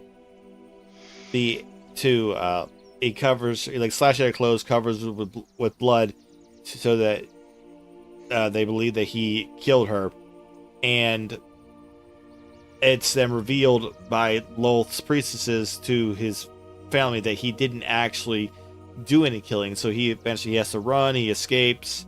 He meets up with his friends like Brunor Battlehammer, Katie Bride, Wolfgar, all them. Eventually, Brunor wants to take over his ancestral home. He wants to take it back from the Drow. Drizzt goes with him and leads them on the fight to take it back. And in the process, makes him Mother Bainray. Bainray being the ruling clan, the ruling house of Menza Baranzan for so long, like I'm sorry, this house is called Bane Rape? basically. And they So they have ruled like so the drow age very very slowly. Like 100-year-old drow looks like to be like an 18-year-old human.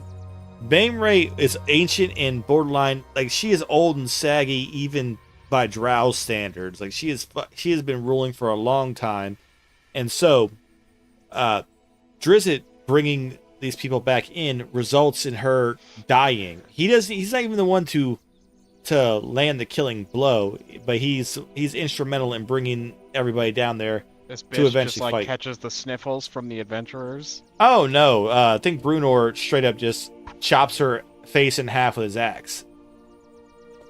But the thing is that the priestess House of Lolth, rape coming into your place. You're like, this is not fun, and they're like, for you. yeah. Let's take it. So Brunor, so the priestess of Lolth later that's hunting Drizzt feels like she has a revelation that Drizzt is actually blessed by the Spider Queen because he brought chaos through his desire to do good and bring order. He actually brought absolute chaos and shook up one of the foundations, like one of the seemingly unshakable foundations of Menza Baranzan, which is that House Bainray always ruled, and Matron Mother Bainray was untouchable. So, but she believed that she understood that, and then immediately started prostrating herself and apologizing and begging forgiveness because she believed that she got glimpsed the Spider Queen's plans, which is not what the fuck you're supposed to do. So literally, I didn't understand God's plan. Oh no, I'm so sorry. I'm not supposed to know this. That's how fucked up Lolth is. Like the idea that you understand anything she did. If you're a priest, you have sinned. And also, there are other books written by Salvatore. I actually like them, the War of the Spider Queen Chronicles, that explore like Menza Baranzan from not Drizzt's point of view, where a couple of like there's a argument between two priestesses about who does the Spider Queen favor more, and they both sit there in meditation to see who will be favored. And then a bunch of spiders come in and eat one of them. And somebody comes over to the other priestess and says, so you cast a spell to make that happen. And he says, listen, either Lolth favor me and sent those spiders, or I cast a spell to make those spiders come and eat her. In which case, Lolth favors me. That's true. Yeah. Yeah, so I'm looking at pictures of Lolth. Yeah.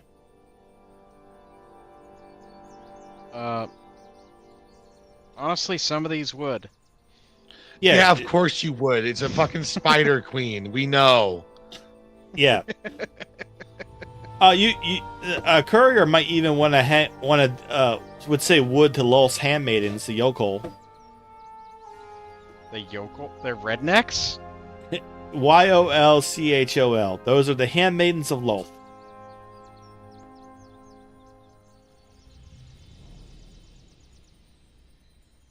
Like they can appear in different forms just like Lolth can, but they got some interesting forms.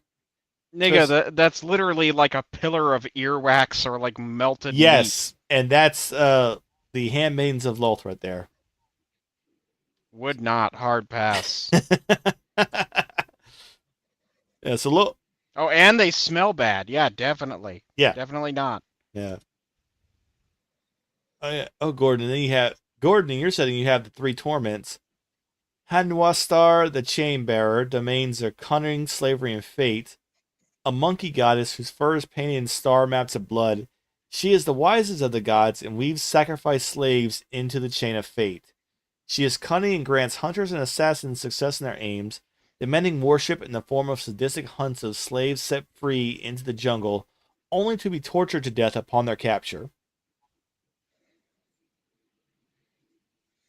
Dratnil. My goal was to make this like the most edgy, like edgelord. Oh yeah. Like, because again, like they're literally like these demons are just doing this to them for fun. Yeah. Like it's not, you know what I mean? Like it's fucked. It's meant to be as like insane and evil as possible. Yes, and it definitely fits for sure. Like, let me go ahead and bring up the one I was looking at there. Dratnil, domains, thunder, debauchery, murder. A serpent with the head of a tiger and the horns of a bull. He creates storms with a storm cloud between his horns and encourages betrayal and murder among the upper castes to ensure constant change in society. His priests are masters of storm magic, and his sacrifices are to be chained to high places to die of exposure, their mummified corpses dangled from his temple pillars. Like, yep, that is I'm definitely looking.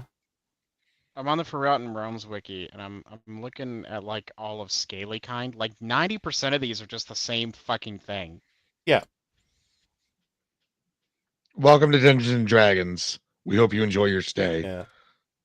Thanks, I hate it here. Let's see, a Gitsley, domains, fire, annihilation, domination.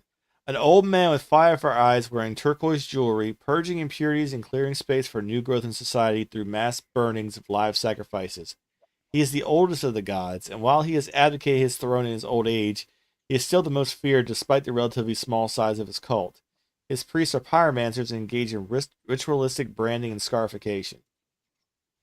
Like, yeah, no, this definitely is a good setup for an absolutely like crazy fucking like again like Hindu Aztec society, and it's not completely out of the realm of possibility because remember, people, the Aztecs were completely fucked up, and like there was that game that was supposed to be coming out, and then I think Embracer Group bought the company to I guess kill the game. It was called Ecumene Aztec, and it was going to be a game like okay, you're you're like a Mayan warrior, and the question is like do you side with the Aztecs against the Spaniards as they come through, or do you side with the Spaniards? And when they said, hey, we hear you guys, we're going to give you both options, all of a sudden Embracer went and bought them, and then there's been no update on the game since.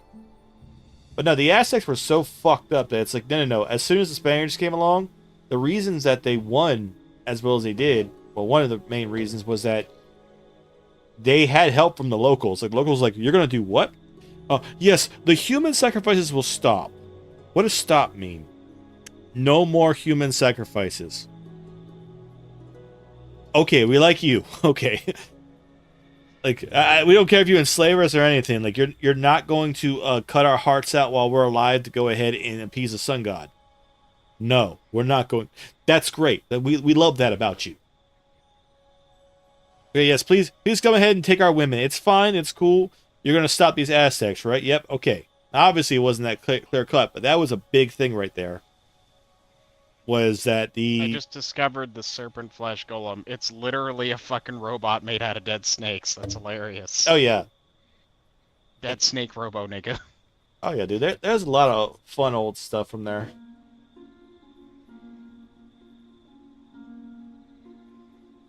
Like, I watch, there's a YouTube channel I check out. It's called like Dungeon Dad, and he takes like stuff from older editions and translates it into 5e.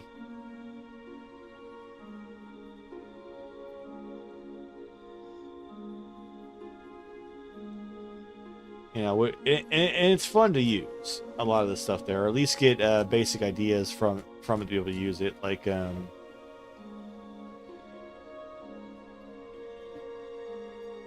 recently I had like where guys had to go fight. They thought they were going into the woods and like, oh yeah, there's a unicorn there. And like, oh, okay, it's cool, it's great. And then they go in and so they had rolled a lot of ones on their checks to get information. And what they didn't get was that the place, oh no, it's covered in shadow. Oh no, we have to find the unicorn. It was a shadow unicorn. Yeah. So that the unicorn they thought they wanted to help and protect was actually there and actively tried to kill them because they would not give it offerings for daring to trespass in its lair. Its lair being the entire forest.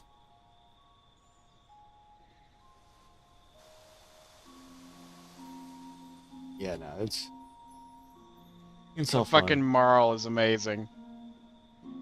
Marl? It's literally just like a fat cobra with 6 human arms on its neck. It's fucking hilarious.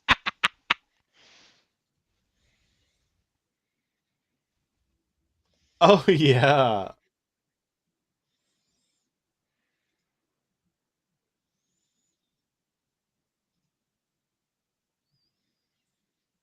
Yeah, dude. Second edition had so much wild shit.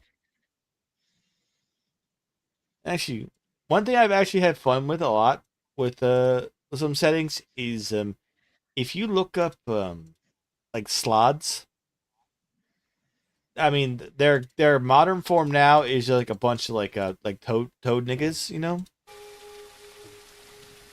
But they weren't always like that. Yuan T. Oh yeah, Yuan T. Everybody knows Yuan T. I ran a Dark Sun game years ago where unfortunately it only went like 4 or 5 sessions before like it kind of collapsed. Mm. But the in the opening scene, the players were like escaping a sandstorm, so they went into this ancient temple and they got attacked by slods. Hmm. And one of them got like slod pregnant Oh yeah.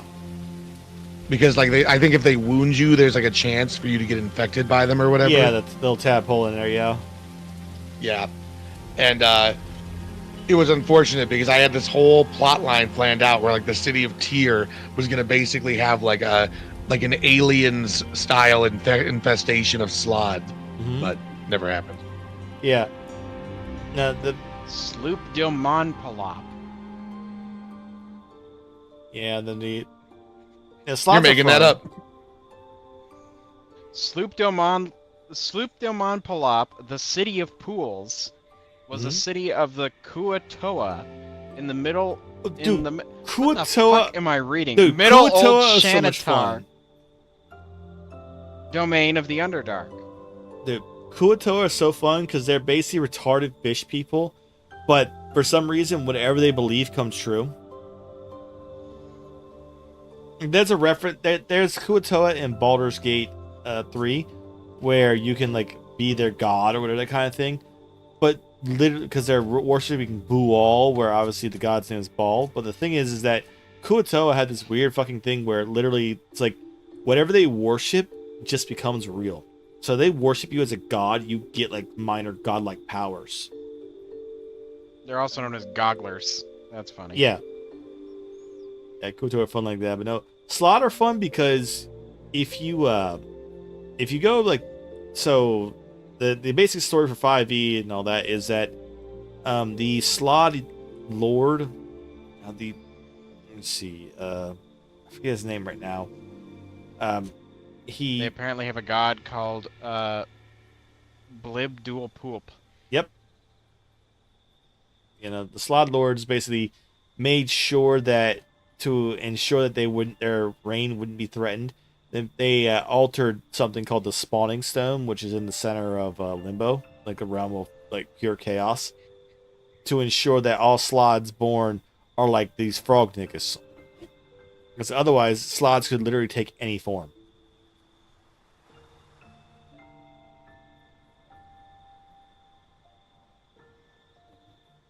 And at one point, I actually had where the players had gotten a staff. They had a quarter staff. There was like a quarter staff of polymorph, but rather than transforming people into beasts like the polymorph spell, instead transformed them into a random aberration.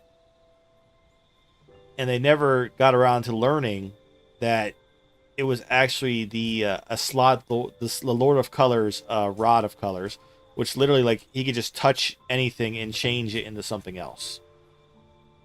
Because he was called Lord of Colors because of the ever-changing colors, but literally he would just change anything he touched to whatever the fuck he felt like.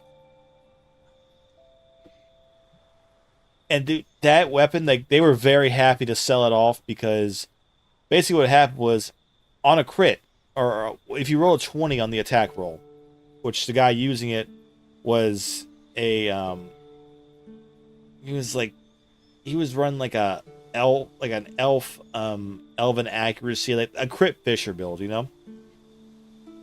and so he would just made so many attacks using elven accuracy, so he kept getting them. And the thing was that it, rather than turning into a creature, it'd be like, oh, this will turn into like a frog hemoth, and they were level like 7. You know, shit like that. Like, it was fun. It was funny, but also I always had to be ready for like, okay, at any point, these guys could transform this thing into something else. And there were random things too, like, oh, here, it'll turn it into like a quipper or something, like a fish. We love our quippers. Yep. What the fuck is a Githzerai? Oh, those are the you played you've seen Baldur's Gate. You know that frog face woman? No? Lae'zel. Oh. Yeah, she's a Gith Yankee. Githzerai are the same race. It's basically a political faction between the two.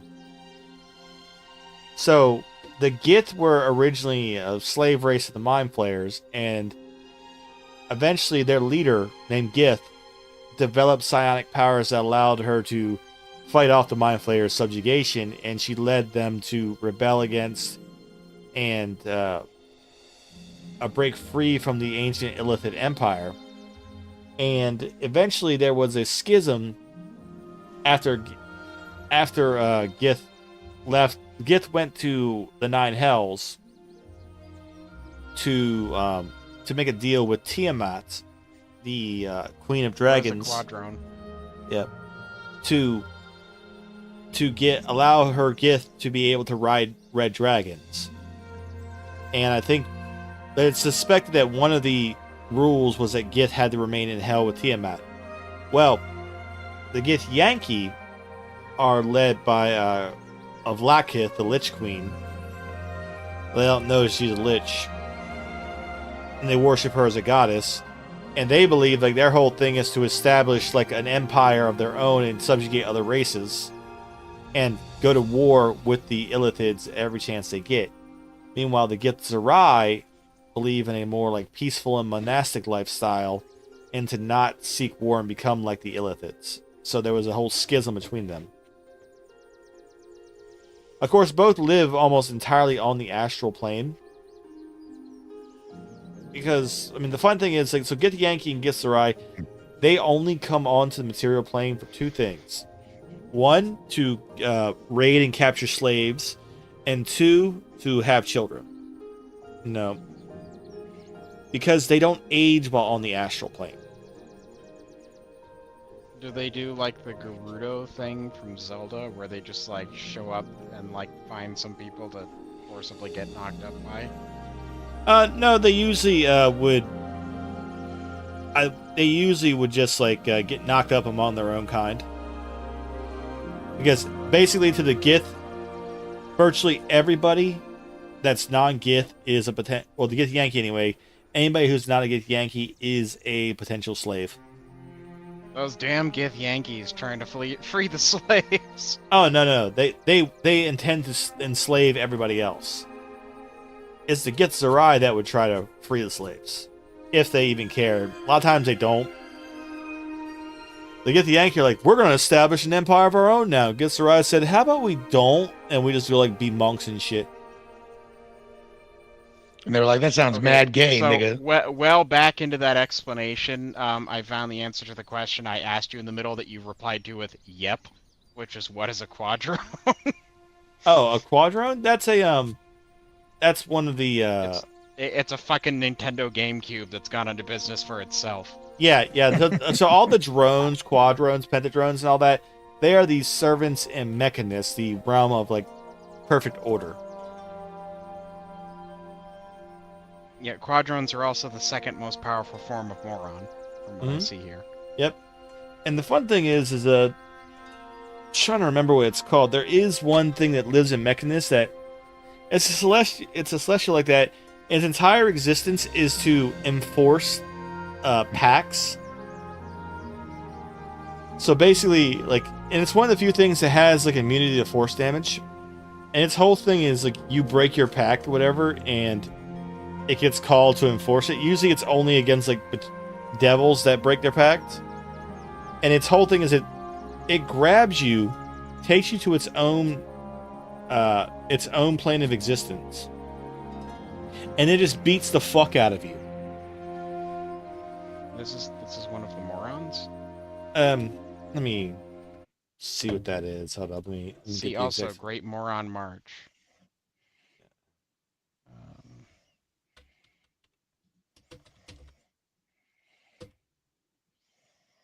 The Great Moron March, sometimes called the Moron Parade, was a periodic tour of 17 outer planes of the Great Wheel cosmology undertaken by thousands of morons once every 289 years.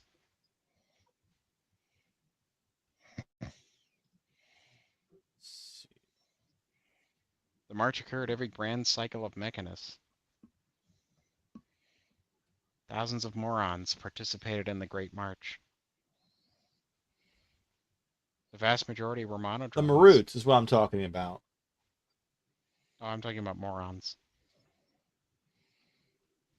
Yeah, so the Maroots were inevitable.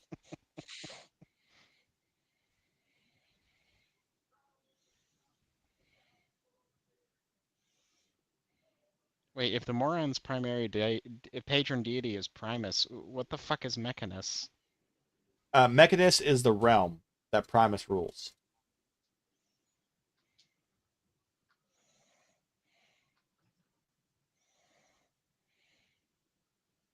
Basically, Mechanus is the realm of like perfect order, and Primus is the one who rules it.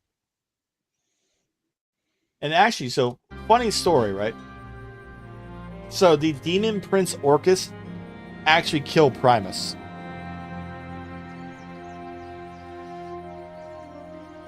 Was this before or after they wrote Winona's Big Brown Beaver? I don't know, but the funny thing is, so because Primus is inevitable, basically what happens is if you kill Primus, Primus just comes back. Is it the same Primus or a new one? Nobody knows. He doesn't mention it. Like he's literally got like a eternal like, yeah, you can kill me all you want. I'm just going to come back later. Like Primus's whole thing is just ensuring order in the multiverse, and there's a question about whether or not he allows like limbo in the spawning stone, because technically it's suspected that he created the realm of pure chaos and placed the spawning stone that creates all the slots there as a way to counterbalance the forces of nature and ensure balance in the universe. But that's all speculation. And no, Gordon, anything you come up with, just like, no, there's a lot crazier shit in D&D and other stuff. And there are absolute dorks who will argue over that.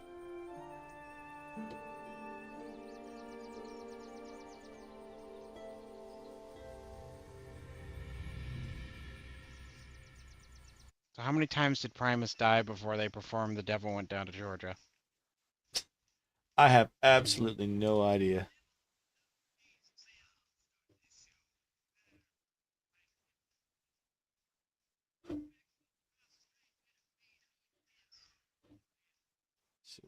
Dang, we got at least 4 people watching us tonight, everybody. Hey, everybody, you're watching. Use any of the links How many provided. of them are us? Well, I don't know. Are you watching the stream, Courier? I am not. All right, because I'm only watching it. I'm only checking the chat on the one device here.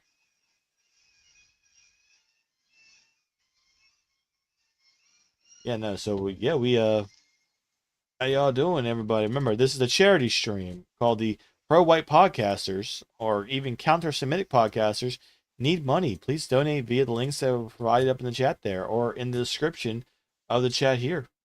You know, join the Chubman Circle. Even better, join the Chairman Circle. You'll actually get a pin, as opposed to people who were unfortunate enough to give money to the Chairman Circle of that, failed political party that didn't run any candidates because they were just a political action committee. Oh no, we're an LLC.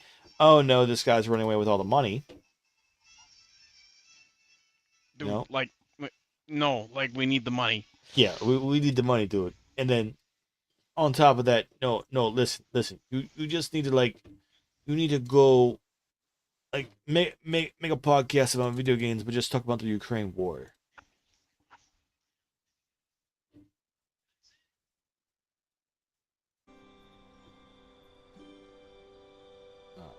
Take a picture of that. It's pretty. I'll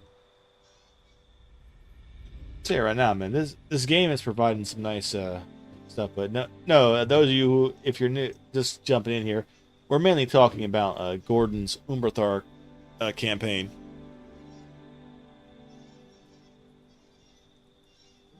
Which Courier is playing the Spaniard seeking to establish trade routes and thereby conquer the known world and the unknown world. Look, Dorado is just the greatest nation in the world, and it's only a matter of time before you all come to see it. Gon, You're so real for that, Courier. yes, Gon plays as his Norse berserker barbarian ally, friend maybe. First mate. Life partner. There's no proof of that. Listen, They're in the Navy, brother. I don't know what to tell you. It Listen. literally says in my character's bio that he is the one 100% heterosexual sailor to ever exist. so, I mean, listen, they have a relationship like Beowulf and Enkidu.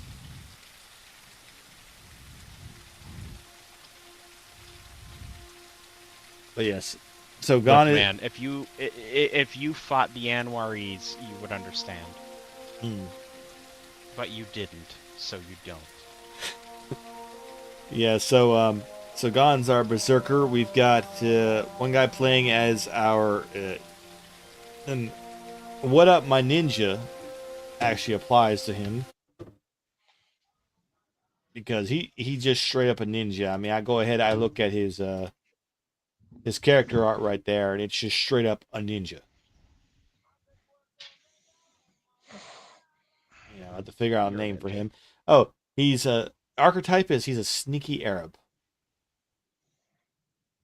Checks out. Yeah, straight up. That's right. He's a sneaky fucking Arab. He's a assassin, poisoner. I didn't fight the filthy Anwaris to have one on my boat. Yeah, so the deal is going to be that Courier's trip needs financing, and the prince who wants the trip done is too cheap to do it himself. But there is a exiled Al-Anwar merchant named Sadiq Al-Kaba who was kicked out of the city over what he calls a unfortunate misunderstanding over a shipment of Zambulan gold, who has taken up residence in the capital of Dorado and basically wormed his way into the prince's council because he has a lot of money. Mm-hmm. And he's willing to finance the trip basically, but he needs to protect his investment. So he is sending a trusted agent, his son, to watch over the whole proceeding. Yep. And then we've got. Let's see A here. pox on the cities and all city men. Yep. We've got Amaro Zacabo de Uviendo, our priest. Did Matt seriously do that for his name? Is there like is that a reference to something? No, it's just a long fucking Mexican name. God, man. It's Yes. So Well, that gay. is accurate to. I mean, that's how these guys' names are. I mean, I think if I remember correctly, I named the what did I name the prince? I put it up there somewhere. He is our Yes. priest who wants to who still needs to go through all his advances and everything, but who wishes to basically go to Devi and convert them from their heathen ways. Won't work. Devi are too stupid and smelly. Yes, and then we have Fergus, our Scottish drunken alchemist. And Albion there. Yes, who is he's fast, he's rich, he's mean, he's an alcoholic. He's he he has potions, lots and lots of potions. Some of them aren't alcohol. My boat is officially the Niflheim Sandwich Children's Guild. We have our captain, Raimundo Sism, or Sisam. His friends call him Ray, so I will never call him Ray. So true. Oh yeah, the prince that you guys are working for, his name is literally Prince Alphonse Reynaldo de Torres. Yep. And then, of course, we have very, very importantly, Luna, Ray's Eastern Hound. The ship mascot, who's probably going to die in the first And session. as her bio says, she is literally the best girl. It do say here right there. Let me see. Yep. Follow appearance: young female Easter Hound. Biography: Raimundo's trusted companion and the best girl on land or sea. Yep. And goals: follow Raimundo, receive head pats and treats. Yep. Best girl. And then let's see. We have Telvitri Damascus, a Tel Aviv Dravidian. who is a Devi. So literally take the worst of India or the Indians and the Aztecs. India and Mexico and combine them. Yep. Those Indio-Aztecoids, just take the worst, combine them together, and oh yeah, we got ourselves a quote-unquote culture. He's a Mexicandian. Yep, and he literally is running around basically in like a loincloth and not much else. Like random shit that he's got dangling off of him, looks insane the entire time, is covered in blood if he hasn't been forced to wash it off through rain or having to swim or anything like that. Or getting sea hauled, which is how we will be transporting him. I put here in his biography, a warrior taken along a merchant caravan's protection. He was betrayed and sold into slavery for Mandingo fights. He views this as a blessing and opportunity to fight and kill new kinds of men, and will repay his betrayer when he returns to Devi. So literally his goals are fight, fuck, sacrifice, and profit, not necessarily in that order. Return to Devi and get Marcus, revenge. I need you to read Ray's background. I will in a moment. And receive the god's blessings and become a living legend. Because he totally believes, like, all the bullshit. Like, yeah, no, I keep doing this and the gods are going to bless me. And they may well do so. Who knows? We'll find out. Yeah, he is straight up a punch nigga, though. Like, he is going to... His whole thing is just punch niggas in the face. Well, the back of the head, specifically. He's going to give them that demonic donkey punch. Well, and let's get Ray's background right here. About background. Okay. Appearance: a dashing Hispanic man with silky black hair and dazzling blue eyes. Mucho caliente. Goals: serve the Prince of Dorado, discriminate against anyone with heritage from outside Laurania, break the spirits of lesser peoples, non-Lauranians. Biography: a former sailor in the Dorado Navy who, through an act of heroism, earned slight favor from the prince. Raimundo has since retired to be a sailing merchant. He is captain of El Gran Mago, a cog ship, famously uses a whip to fight. Started a small trading company with offices in many ports, hence his money. Perhaps the one sailor to ever be 100% heterosexual, but plays a tambura, so, take that with a grain of salt. That is not how I wrote that. I'm just jealous the tambura is like the greatest string instrument to ever exist. Oh, it's a string instrument. I thought it was a tambourine. No, it's a fucking guitar. Oh. It's like a weird vibraty Balkan guitar. He plays a vibrating guitar. It's like a lute but cooler. A lute but cooler. Totally straight, everybody.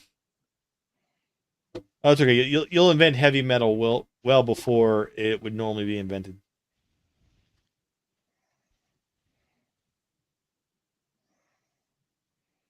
Well, yeah, that is the crew. I mean, Raimundo. I'm glad you went ahead. Gordon convinced you to take obligation instead of jingoistic, since as the guy who does the merchanting thing, you don't really want your hindrance to be that you take a -4.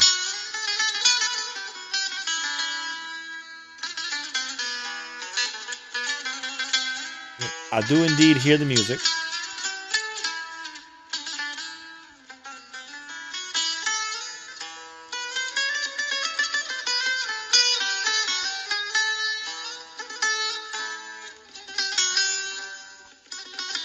Raimundo is serenading us all.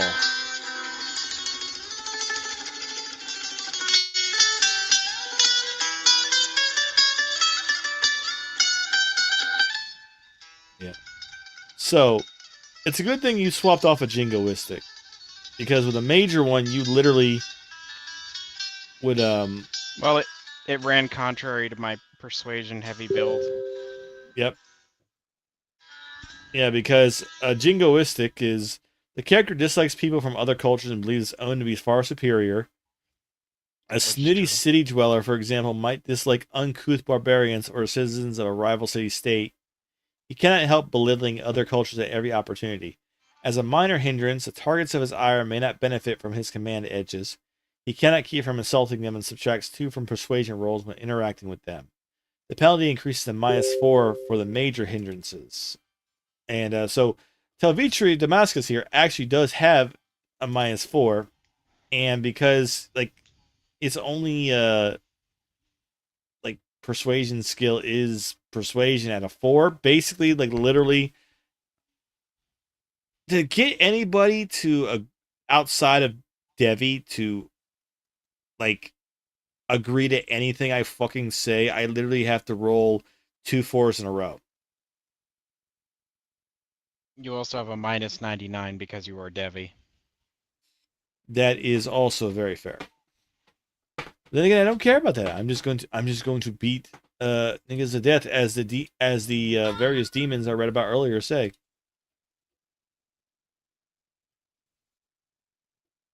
I've sent you 2 videos of Tambura. The first one is the one I played the audio from. Ah, yes, that's very good.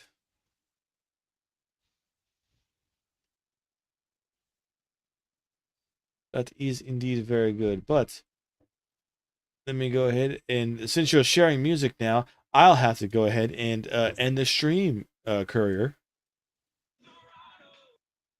Wow, I hope you're proud of yourself, Courier. Yeah, You did this. It's definitely that, and not because it's like almost 4 a.m. here. Yeah, I need to get to bed. I gotta work today. Yeah. I hope you all have enjoyed it. If you somehow caught it late, go back and watch it. We have a little bit of discussing when we were finishing up Fergus's character, and then, me, Curry, and Gordon discuss the setting and everything. It's a lot of fun. And it's going to be eventually at least a booklet or something for Savage Worlds. Yep. Aquaman clothes half of his body in knives just in case persuasion doesn't work. I can't wait to get a cease and desist from Pinnacle Entertainment Group for publishing a something in their setting as an open racist. Yep, absolutely. Open racist and an open counter-Semite as well. I'll have to double check how they're like, because they have like kind of a open game license type thing. I believe they do. Yeah, I'll have to double check exactly how that works because if I'm able to, I will just release it as a Savage Worlds thing. If I can't, I'll just do it as like, here's a generic tabletop thing. Well, I think I think the difference comes into whether or not you're able to get money from it. Which is true. Because officially, it's like, yeah, no matter what, it's like, oh, you can't. It's like, dude, it's a fucking fan thing that I'm releasing for free, so yeah, you can't actually stop any of that. That's Get true. bent. You just can't. You can just say like, okay, well, it's not official, whatever. It's like, okay, cool, fuck you. Like I'm not getting money, therefore you can't actually say shit. Yeah, that's true. Yeah. Speaking of that, I got to figure out I got to set up something because the Gumroad got taken down for being high risk, quote unquote, and their official reason is because I take donations and not tips. What's So the difference? you fucking tell me, Courier. I have no idea. So I deleted the donation option and appealed it, but I haven't heard anything back. Hmm. So we'll see. Yeah. But worst case, I'll just switch over to Give Send Go. Yeah. Or But- you could do buy me a coffee. Yeah, we'll figure something out. I'm not super concerned. One of the nice things about not being a lazy layabout who just podcasts all day and then bitches and complains on Twitter is that I have an actual job, so I can just pay to host the website. Damn, Gordon, You know? listen, okay? You don't have to call me out that hard, okay? I need this money. Everybody go That's buy true. me coffee.com/thegamerword and give me that money I need. Because Gordon Yeah, was if you don't give Ruckus his money, I'll kill you. This is a threat. Definitely give us money, and totally not because I have a coming credit card payment that I don't know if I can make. Oh, dude, it's. I was thinking of. Have you ever seen Korgoth of Barbaria career? Yes. Yes. Now hurry, for I must have my gold, and rent is nearly due. Yeah, no. My, Gordon my definitely favorite wasn't thing from that is referencing. the whole new spectrum of pain guy. Yeah. Yes. Gordon definitely wasn't referencing, any particular podcasters who, Are mentally ill or from New Jersey. yes, perhaps both even, and also, I have gone from being very pro-white to being pro brownoid invaders, if they are anti-Semitic, as opposed to being pro-white and counter-Semitic like we are. Many such cases. Many such cases, and that it would seem that their primary audience now are goy-nip, brain-fried Canadians. So true. So And true. you might be wondering what the difference between anti-Semitic and counter-Semitic is. Anti-Semitic, like anything else with anti in front of it in society, has a negative connotation. It implies that it's bad.